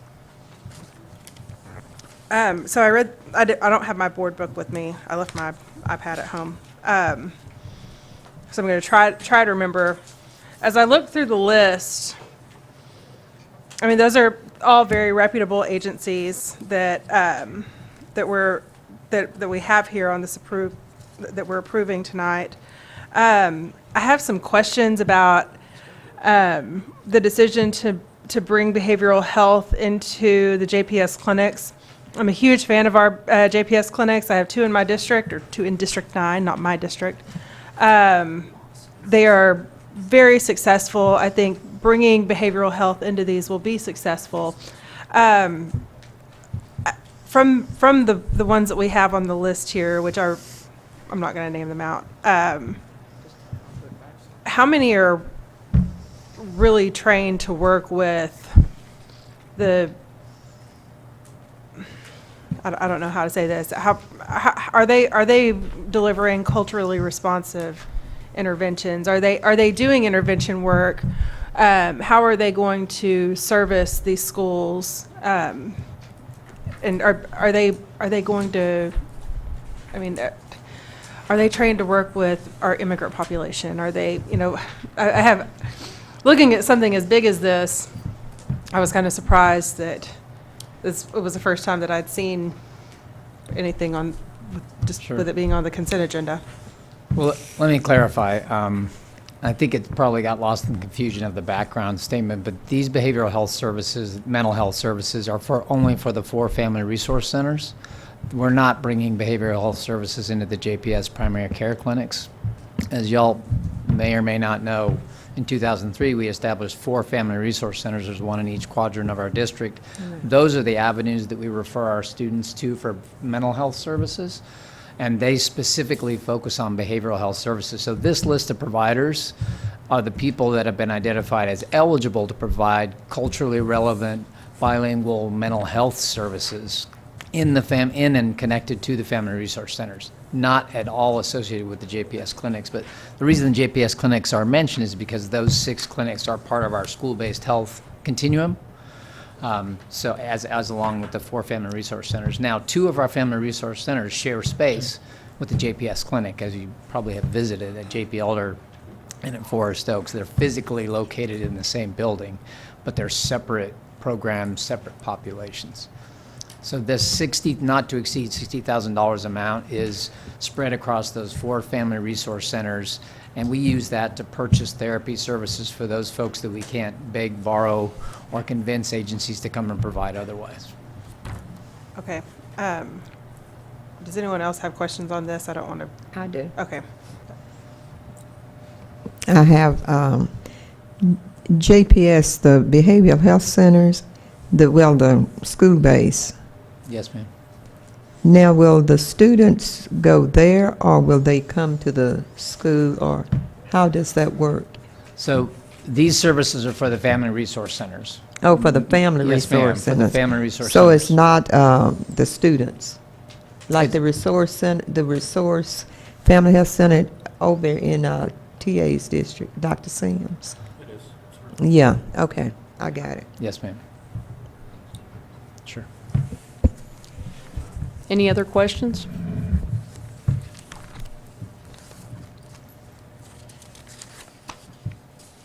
This concludes discussion of agenda items. We'll now move to the next item, Lone Star Governance Quarter 3 Self-Evaluation. Mr. Mungie?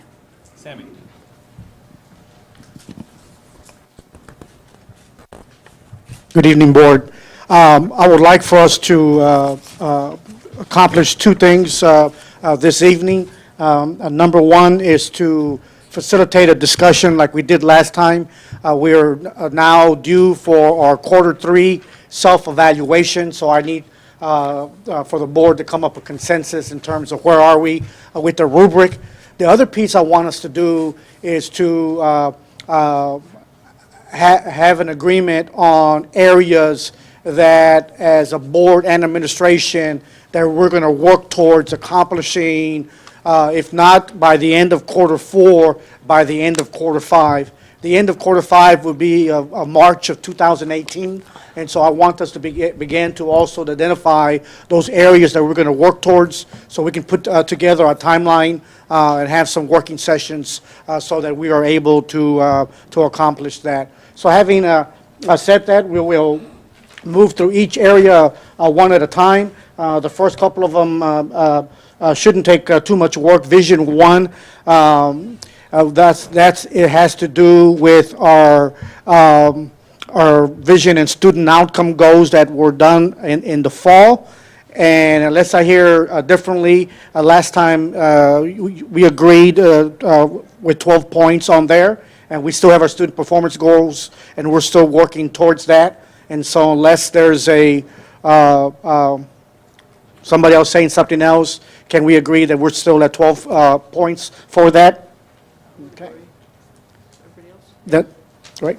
Then the next one would be Vision 2, and that's a similar situation. Those are our goal progress measures that we worked on during the first quarter, that we created SMART goals and the like. And so that, to me, is a similar thing. There's our agreement that we are still at 12 points in that area. Yes? Great. The next area, Vision 3, we worked on, the board worked on during quarter 2. That was the development of our constraints that you had for the superintendent. And those were developed and approved by the board during quarter 2, which you can see there is at the 3-point level. And I know if you look at Meets Focus number 9, it talks about the board developing 3 to 5 self-constraints. That has not occurred yet.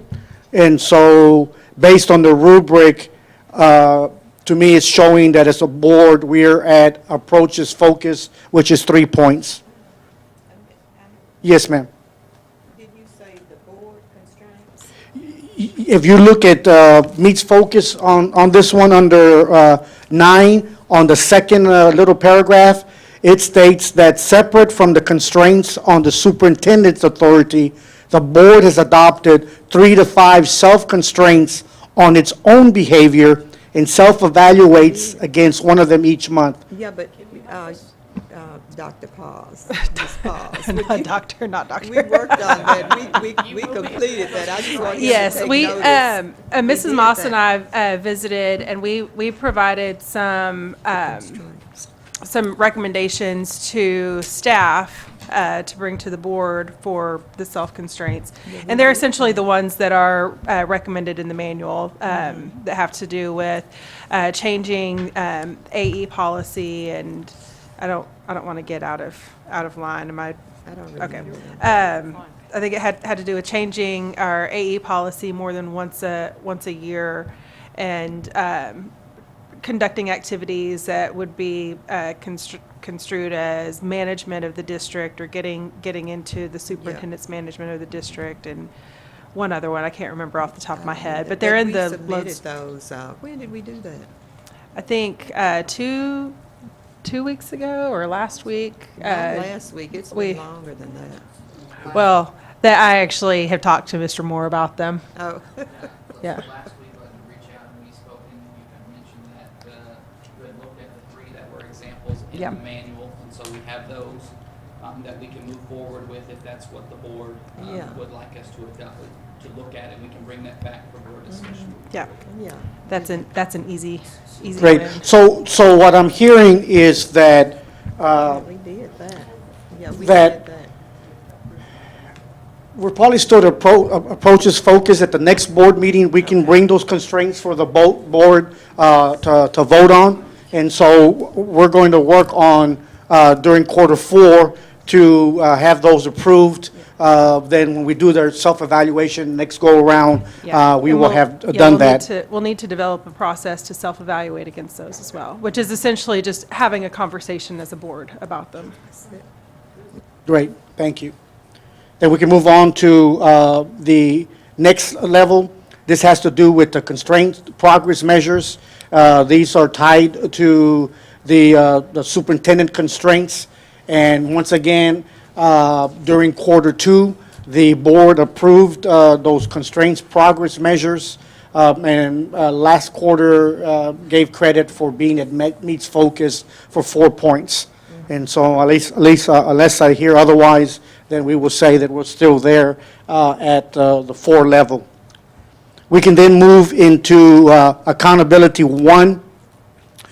This one also, the board approved. You remember during quarter two, you voted and approved our monitoring reporting calendar. As you know, the last several board meetings, we've been having reports around our different students' performance goals. So we're at begins focus 1 at the end of quarter 2. In order for us to move approaches focus, I would like to suggest that we probably could go through 12 by the end of quarter 4, if not quarter 5. In order to accomplish approaching focus, we have to spend a minimum of 25% of our board meetings talking about student performance. And that's our Lone Star governance that we've been doing the last board meetings. And so most recently, we've been on target. And so I believe if we continue to do what we're doing during this next quarter, we will then be able to check that one off, not this go-around, but I want to suggest that as a board administration, we work on actually getting all the way to meets focus. If we develop our constraints, we can then begin to add our constraints to our monitoring program as well. Any questions on that? Ms. Moss, you look like you do. Develop ours, or are you talking about the superintendent? What we'll have to do, once the board approves the board's constraints, we'll have to put that on the calendar as well. There's something in here that states that the board looks at that at a regular basis, so that we will have to add that to talk about and monitor on a regular basis. But I see no reason why we cannot move to meets focus during quarter 4, if not quarter 5. But for this go-around, then we're at begins focus in accountability 1. Okay. Okay? We can now move to accountability 2. At the end of quarter 2, the board agreed that we were at begins focus point 5. If we look at approach focus, a couple of things need to occur that we can very easily accomplish during quarter 4. If you look at the third paragraph, it talks about all trustees have completed a training that covers the state's accountability system. That's something we can definitely provide at an upcoming board meeting, so we can comply with that area there. I know Mrs. Poss has talked in the past that we can begin to track the cost for staff in preparing board agendas and the like, and we can begin to do that and work towards that. In order to move to meets focus, there's another area that we can move towards. That's where it talks about the superintendent's annual evaluation is based only on the board-adopted student outcome goals. It goes further on to say that the board considers the student's performance as indistinguishable from the district's performance. I say that if the board agrees that we target to move towards that for quarter 4 and quarter 5. We're at 0.5. 0.5. Okay. That now brings us to the structure. Under structure, in quarter 1, we accomplished the begins focus. I have been given to you in a regular, twice now, and at the next board meeting, I'll provide a third one where I show the minutes broken down, what we're spending in executive session, what we're doing in voting, what we're doing in community engagement. So that's what I've been providing to you. So under quarter one, we agreed for the 1 point. Under quarter two, we agreed on approach focus. We were now moving everything to consent agenda items. We continue to do that. The boards are able to move a couple to action items, and the board's been real good about just not moving more than 2 or 3, so we're still complying with that. In order for us to move to meets focused for the third quarter, the big one is, well, there's 2 of them. One is that no board meeting lasts more than 3 hours. That does not include executive session. Other than maybe tonight, we've been doing well with that. Actually, in most cases, we've been done within 2 hours. I'll have to count the minutes for today, so how that turns out. But I still think that's something we can move towards consistently during this upcoming quarter. The big one is that third paragraph in the bottom. It says that the board has reviewed its local policies and has voted to remove policies regarding district operations that are neither required by law nor an appropriate exercise for the board. Administration has begun already to look at all of our policies. It's going to just take some time to bring it to the board. That may take us into quarter 5, but I truly believe that we can, by the end of March, bring it to the board for the board's consideration. Sammy, we've done some of that already. Yeah, we've reviewed all of the B policies, but this is C, all the Gotta be C, all of them? it's all policies, and that's a big undertaking. But we've begun to do that, and we just have to come with a streamlined process to get them approved.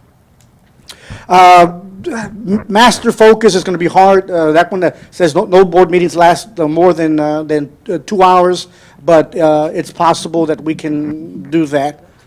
So I'm going to go ahead and circle, unless I hear otherwise, that we're going to attempt to move to master focus to try to keep our boards under 2 hours. Yes, ma'am.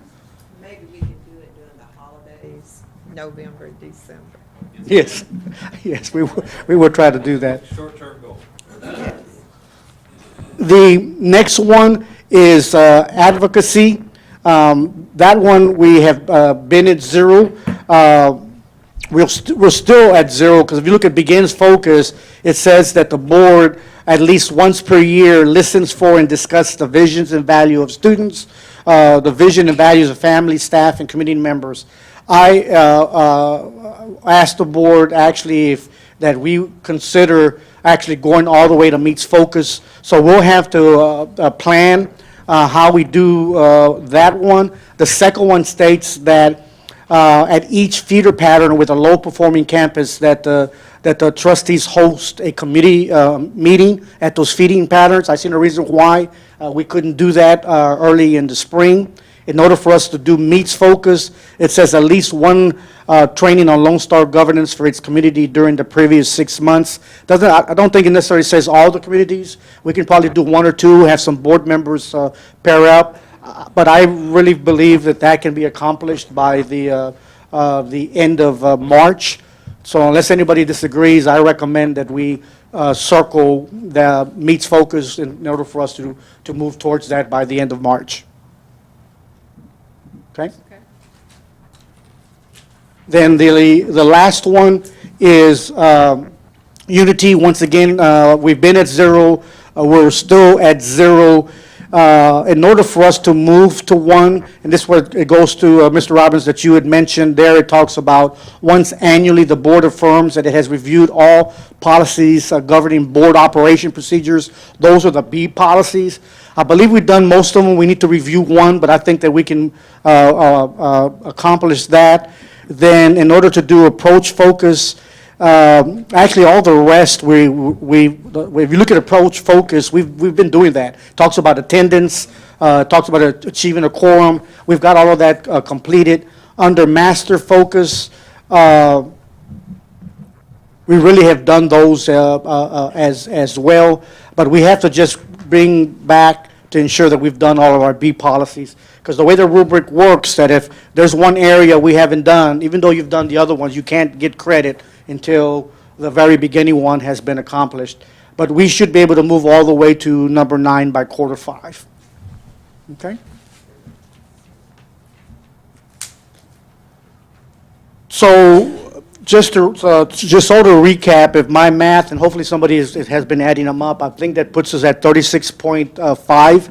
And so when we get to the front, the action item, it will be for the board to vote and agree that at the end of quarter 3, we're at 36.5. We're going to work together by the end of quarter 5 to accomplish these items we circled. If the board accomplishes this, this will put us on track by the end of March. We're supposed to be at 85 points. This will get us at 87 points. So I think that'll be a good goal for all of us to work towards. Okay? Can we have a summary emailed out? Yes. Perhaps, and then Definitely. guidelines, where Correct. we're going to go, how we're going to get there? Definitely, we can do that. Thank you, Sammy, You bet. so Thank you all. much.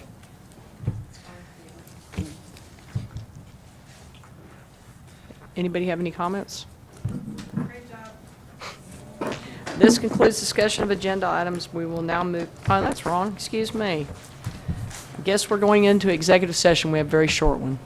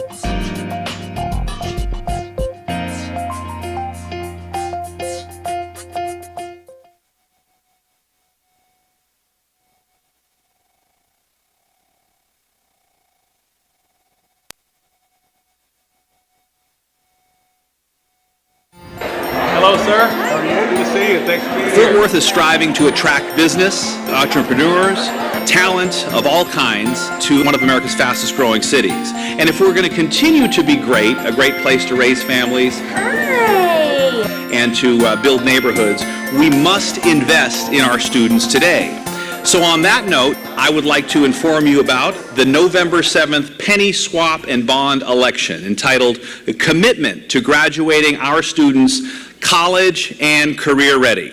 And my effort over the last several weeks is to make sure we have a very informed voting public here in Fort Worth. Our Board of Trustees has narrowed the focus in the district, not to dozens of goals and initiatives, but to 3 basic tenets: on early literacy, on middle years math, and on college and career readiness. Our goal is that 100% of our students will be reading at grade level in the 3rd grade by 2025. Things are absolutely heading in the right direction with our board's leadership, with the dedication and support of our faculty and support staff. What will be on the ballot is a package that works in tandem, Proposition A and Proposition B. Proposition A is the penny swap tax authorization, and Proposition B is the $750 million bond proposal. And remember, there will be no increase in the tax rate if the voters support this initiative. But what will happen, it'll be $1.35 per $100 of assessed valuation today. With the passage of the bond, it will remain $1.35.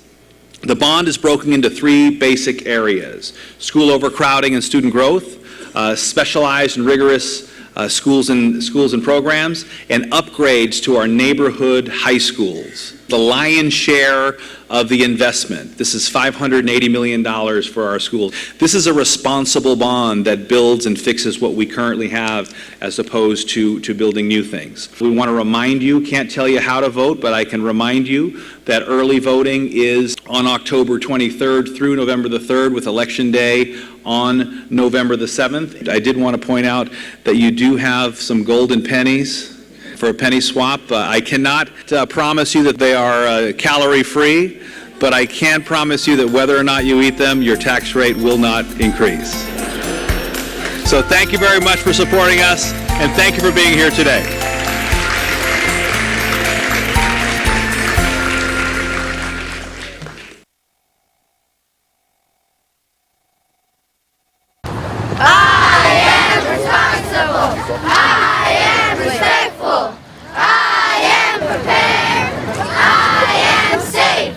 On this fine morning, we are here to celebrate the 3rd time that we're having a walking school bus tour.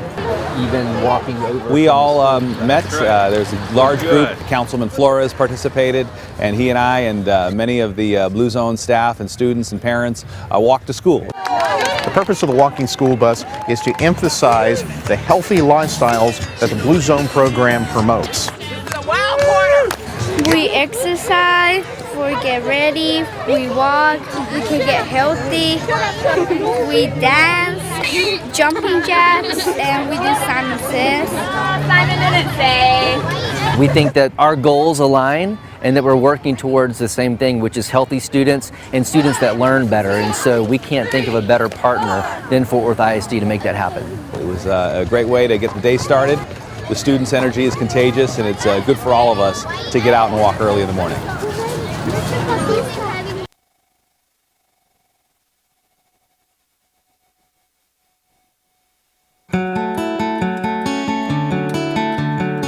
More than 87,000 students, each one unique. Are you looking for a high school education as individual as you are? Then keep watching. Some notable graduates of Fort Worth ISD are with me in the studio to tell you about Gold Seal programs and schools of choice. The next 3 minutes could change your life. Gold Seal is all about finding the pathway that matches your interests, your skills, and your goals. Gold Seal categories, where do I start?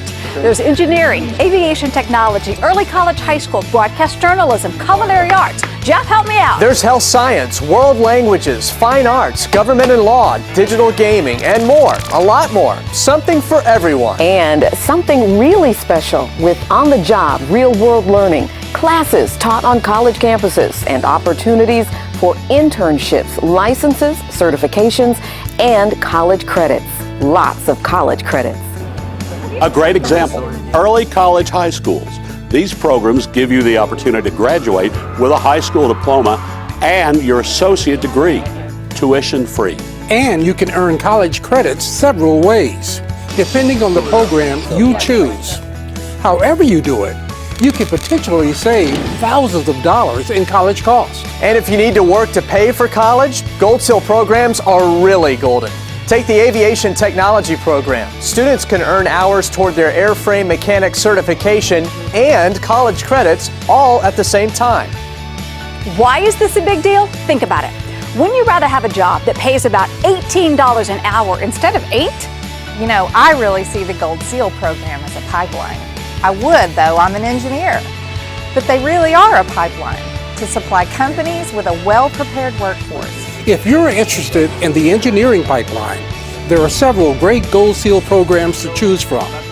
Programs that emphasize advanced academics, especially math and science. Among them, our new I Am Terrell Academy for STEM and Visual and Performing Arts. That's a learning opportunity at the highest level. Bottom line, the pathway you choose will engage you, challenge you, and give you a head start on your bright future. My pathway? Broadcast journalism and media technology. That was me a few years ago, telling you how my Gold Seal program helped me get a great college scholarship. Now I can say that right out of college, I got a great job too. I'm a major market TV news photojournalist. The district also has 2 outstanding single-gender schools. That's me, going into the Young Women's Leadership Academy as an 8th grader. The support I received from the YWLA staff and students was awesome. Now I'm here at Texas A&M, where I'm majoring in political science. We go to YMLA. That's the Young Men's Leadership Academy. Oh wow, that was 7th grade. And now we're in high school, still loving YMLA. And learning all we need for success. I want to be a pediatric heart surgeon. I remember how excited I was starting out at TAPS, the Texas Academy of Biomedical Sciences. Now I'm living my dream as a college student here at the University of North Texas, majoring in biology and about to apply to grad school. What's your dream career? What problem do you want to help solve? We've got a Gold Seal program to get you there. It's your choice.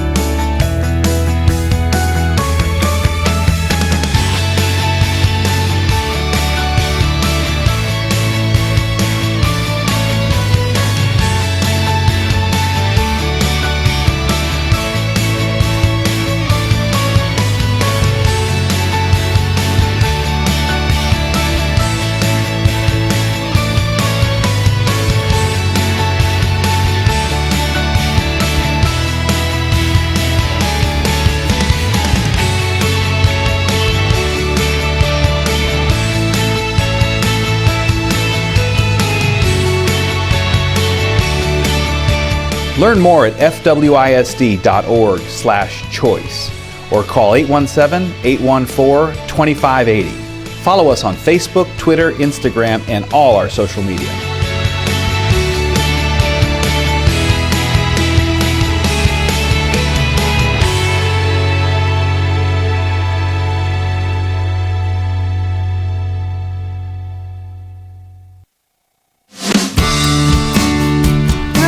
Last time we had the drawings and you had to put up the words. A great teacher changes everything. Oh, you're learning the syllables. You can be one too, Okay. inspiring young minds and experiencing the many rewards of teaching. 1 little L and then 2 little L's.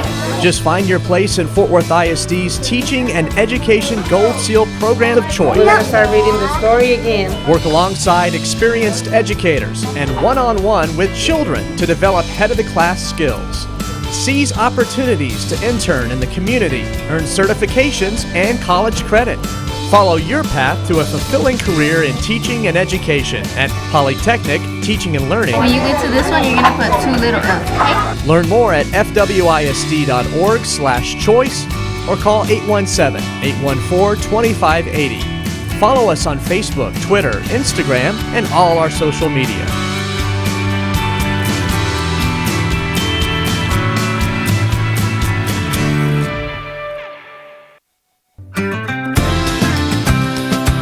the framework for opportunity is in sight as Fort Worth ISD's I Am Terrell Academy for STEM and Visual and Performing Arts takes shape. STEM students design, build, and problem solve as they explore engineering-related careers and prepare for college and the global workplace. Rigorous coursework includes advanced levels of math and science, with opportunities to earn college hours through advanced placement courses. Field trips and guest speakers add to the transformative experience.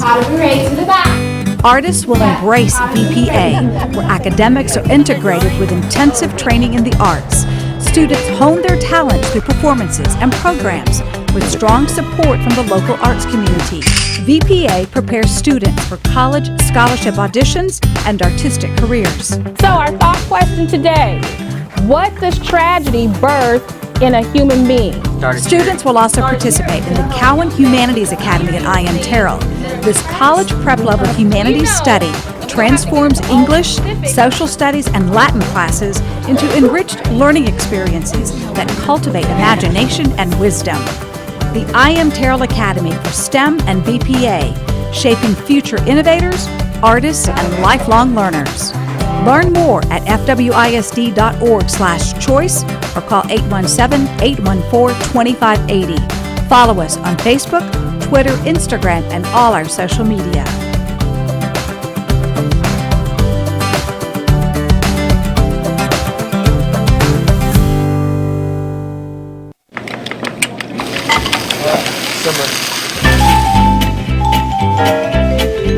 Looking for a Gold Seal program that caters to future chefs? Fort Worth ISD's culinary programs of choice teach all the basics of the fast-paced restaurant business and other exciting hospitality industries.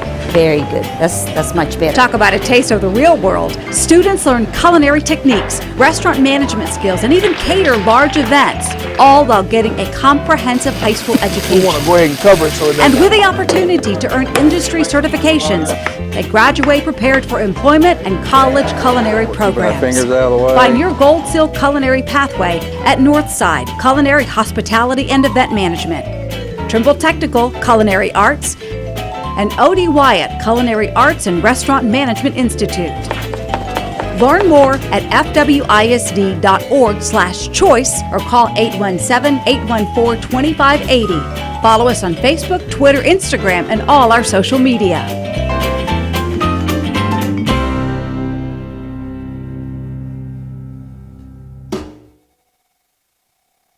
In 3, 2, Do you see yourself as a future news reporter or anchor? One door. How about the director or the technician at the controls? Camera one.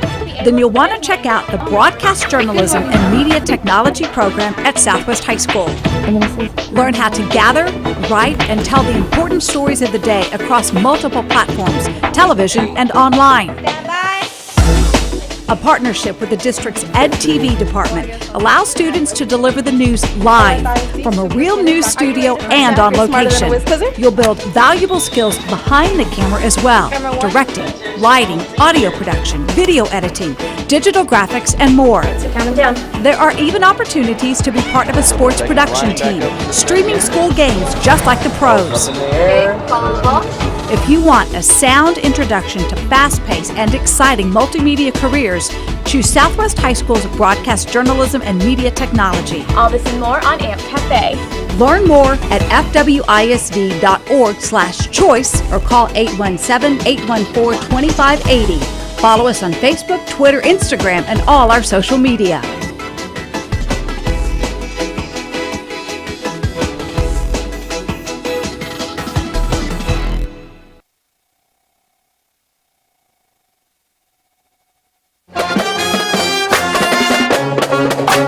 And I welcome each of you here this morning to this ribbon cutting. 1, 2, 3, 4. Dale New School, a combination of Van Gwen, I Am Terrell. I am pleased to see you today, and we know you're going to enjoy this school.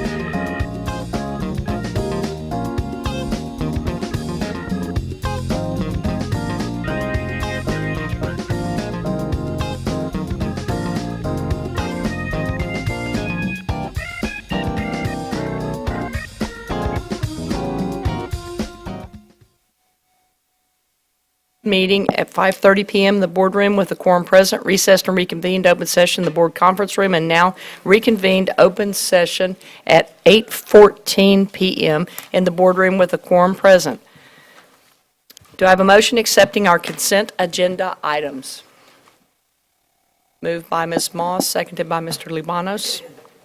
Please move to voting. Hearing no discussion.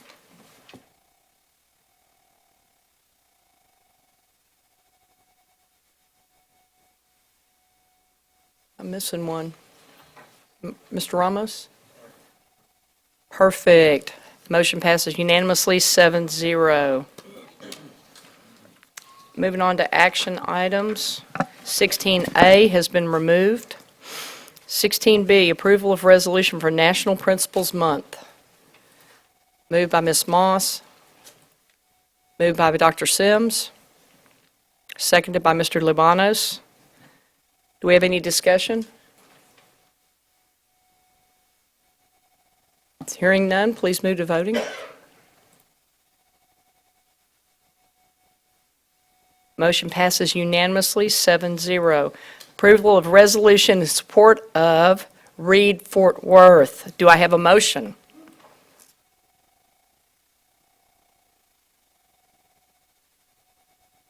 Moved by Trustee Paz, seconded by Trustee Libanos. Any discussion? Move to voting, please.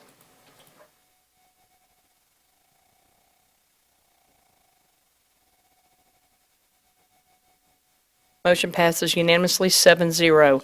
16 action items. Moving to 16D, approve Lone Star Governance Quarter 3 self-evaluation. Do I have a motion, please? Moved by Christine Moss, seconded by Trustee Paz. Any discussion? Hearing none, please, let's move to voting.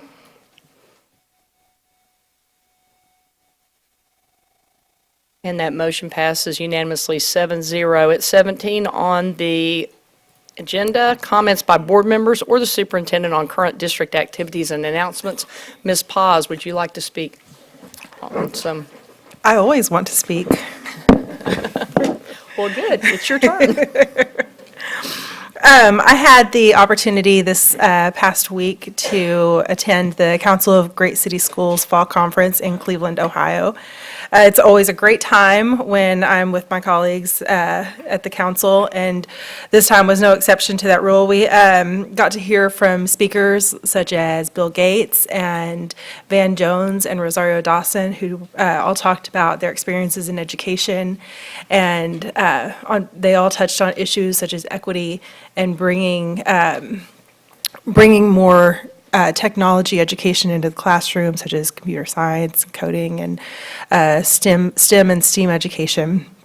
So it was really, really exciting to be able to hear from three people who had very different upbringings and life experiences that all kind of spoke on the same message.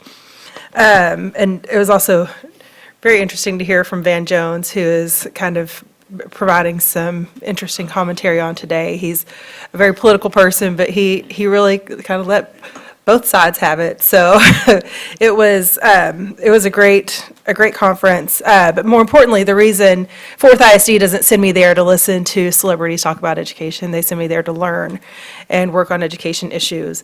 And we had some really great conversations and professional development on the English Language Learners Task Force, which I co-chair with Richard Carranza, who is he's the superintendent in Houston ISD. And, they're looking at the things that Fort Worth ISD is doing, and Texas is kind of the spotlight right now for English language learners and bilingual education. So I'm very excited to announce that in May, they're going to be bringing their bilingual conference to Fort Worth. So we'll be able to truly highlight some of the work that we're doing and get to learn some best practices from bilingual experts across the country. So it's always an honor to be able to go and represent Fort Worth ISD at the council, and it's just been an incredible experience over the last 4 years. And I think all of you for allowing me to do that. And it's always nice to be able to come back and share those experiences. Thank you. Thank you, Trustee Paz. Trustee Christine Moss. Thank you, President Jackson. I have several recognitions. First, I would like to say thank you to administration. I attended a workshop this past weekend, Courageous Conversation, and I would like to thank administration for all of the assistance they provided. We met at the airport. I didn't really know they were attending, but I was so glad to see them. And but my colleague will talk about that, Mr. Cinta Ramos. But I want to share information. The first one I have is I attended the ribbon cutting at YMLA, their new engineering, I guess you would call it a den. I didn't really realize that's what it was, because they were saying their man cave or their den, and it was in the portable building. We had the program first inside the building, and then we went out to the portable, and it was an engineering class. It was a building, and I would like to thank Sid Richardson Foundation, Pete Guerin, and Bill Kaler for their work all during the summer to make this happen for the students at YMLA. And they named the design den, they named it Dr. William Kaler Design Den. And I was thinking about a men, you know how they have for football games, they have their male den, so. But anyway, you probably can't see it, but they made little plaques like this, and they gave the attendees little plaques, and the students made these. And this engineering class that they developed, or the building they have, it's the only one in Fort Worth ISD with the equipment that they have. One of the young men had created a little car, and he placed it on the rail, and it went shoo. I mean, so quickly, it was frightening. But they had made little cars and all, you know, I don't know what all they were making. But just to see the amount of dollars that Sid Richardson invested in the school so that students would be successful. And, you know, it was just overpowering, you know, and then we had community individuals there. And so it was really interesting. And all of the young men, they were so grateful for what had been provided for them. But anyway, they sent each board member a little sticker that say, "I love YMLA, Dr. William Kaler Design Den." And the students made those also. And thank you to all of the other TCU partners that someone's phone's ringing. But thank you to TCU because they also had scholars there. And the second recognition I want to share with you is that Dunbar High School received their approved designation from TEA as a collegiate academy. Well, they call it Collegiate Academy at Dunbar High School. And it's the only one in Fort Worth ISD that has been approved because they have the partnership with the four-year college, Texas Wesleyan, and it's a private institution. And so I thought that was a shout out for Dunbar. Mr. Miller, principal, and to, I guess, all of administration. You know, you've had to help all of our schools. So thank you to all of our directors, our assistant superintendents, Dr. Kaler, for all of your support for our schools. And the last thing I want to share, have you seen a vocabulary parade? If you have not seen a vocabulary parade, you need to see a vocabulary parade.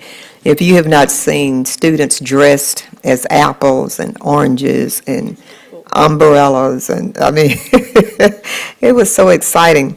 But I attended Wes Hanley's vocabulary parade, and it was very interesting.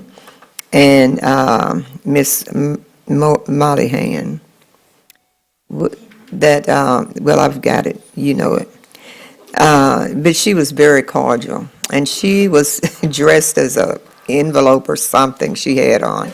But the teachers were also participating, and it was just so exciting. You know, I was so excited. The students were just, I don't know, they were just coming up to you, and it was Halloween. They had a Halloween theme also, and they had the pumpkins out in the halls, and they were needing persons to judge. But I didn't want to judge because they were all so beautiful and so cute. But anyway, kudos to West Handley Elementary School. Thank you, Trustee Moss. And the last one I have, maybe I did say 3, but this is 4. And I apologize, And 4 President. will be the best, I bet. Well, I just want to thank TCC for recognizing me as one of the first students in their nursing program. You know, they took me when I was up.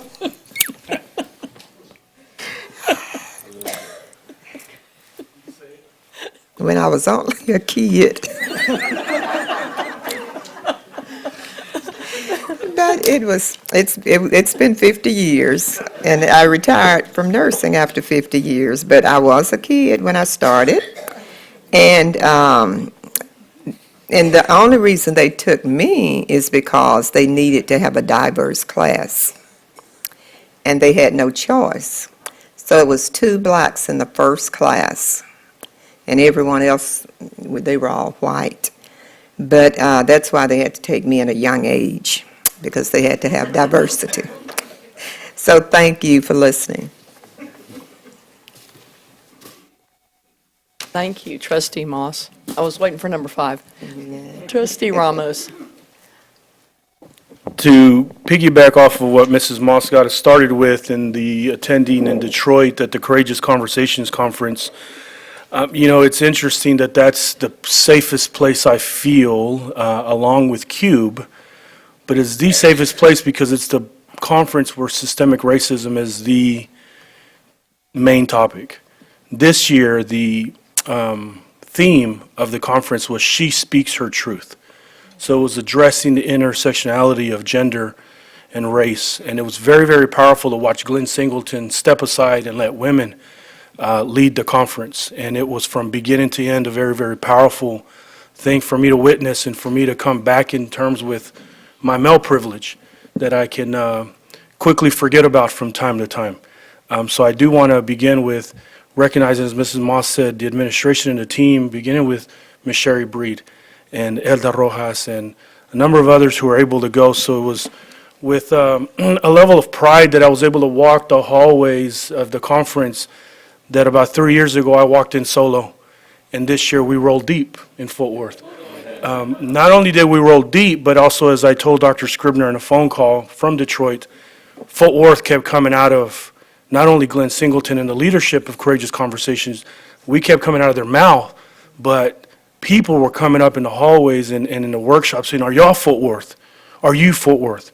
Because they said, how is a town in the South doing this work? How is a town with the political rhetoric and the political climate, how are you all doing that work? And unfortunately for a number of them, they don't have board support. They don't have superintendents who are woke enough and willing to engage in doing the work. But it's also the place where I get to be reacquainted with the reasons why I even ran for this board. Things that I do for a living in the streets and in the community resonated with me again within the criminal justice system. That we have to be way more intentional about tackling the school-to-prison pipeline. That the districts that are doing that on a national level are taking on the entire system. They talk a lot about interrupting it, dismantling it, and raising the bar for people of color and children of color. So it's there where I'm able to speak my truth, I think in my truest format. It's there where I was also reminded that I probably haven't been a strong enough advocate, as you heard tonight, for ESL and ELL populations. One, that I have gotten accustomed to my own privilege sitting in this seat. So it's things that I came to a new commitment and sitting with colleagues from across the country and really around the world that are now coming to this conference to have conversations. Now, just to give you an example of things that I heard in casual conversation with leaders, there was lines that they had that just struck a chord. One of them was a gentleman from California said, "We used to pick the harvest," referencing people of color. He said, "We used to pick the harvest. Now we are the harvest." And that was in a conversation about poverty pimp models, about how organizations sometimes make a good living off of public school education. And so that resonated with me, as did another one where Glenn had said this before, but they talked a lot about it again, that it's systemic racism when people would reward you to stop talking about it versus to keep the conversation going. Courageous conversations are not supposed to be easy, but I got to give props not only to this board, but to the leadership that Fort Worth ISD as we had discussed and imagined a couple of years ago, that we be the leaders in this kind of work that makes the people the most uncomfortable. And we're just getting started. But I think we're getting started in a good way where we have a board that is wide awake, racially conscious, and an administration and a team who is intertwining this work into our messaging, into our curriculum, into our parental engagement, into our funding and finance. It's a whole new world and a whole new day for Fort Worth. So it was with a lot of pride that I think Mrs. Moss, I usually do I statements, but I think Mrs. Moss, see that grin? I think we felt pretty good that Fort Worth ISD is on the map. Thank you. Thank you, Trustee Ramos. Trustee Moss, I knew there was a 5. President Jackson, I would be remiss if I left out the communication department. Ms. Griffith and her department, equity department, and your staff. Thank you for assisting me with providing a reception, the 3rd annual appreciation reception for our new teachers and for our principals in District 3. And it was well attended, and it was one of the most touching things that you've heard. We heard from teachers, a new teacher from Dunbar High School, and he was from out of the state, so he doesn't know anything about schools in Fort Worth yet. But he was so cordial, and he was so appreciative for being hired at Dunbar High School and the skills that he brought. And he said that our students were assets, just like you did. And he said they're diamonds in the rough. You just have to really work with students and bring out the best in students. And so, Ms. Griffith, thank you, your team, and Ms. Breed for the assistance that you provided. Thank you. Thank you, Trustee Moss. I want to recognize William James, who hosted a car show and had over 600 attendees on Sunday. Eastern Hills High School on Saturday had a pyramid parade for homecoming and had over 500 people there, but most importantly, what they had were 2 students that are graduates. One is working for Tarrant County with the Sheriff's Department, and the other is a police officer, and he led the parade and blocked off streets. So for the students and the law enforcement there to see these 2 was a pretty cool thing. Also want to commend Girls Inc. for Day of the Girl. There were over 1,500 attendees in downtown Fort Worth for that, and many of our schools were there. And the last thing I want to talk about is our superintendent. He did a wonderful job at the State of Education at Sendera Center. Yes. And I want to thank the staff, because I know you all worked on that to help him create what he spoke to.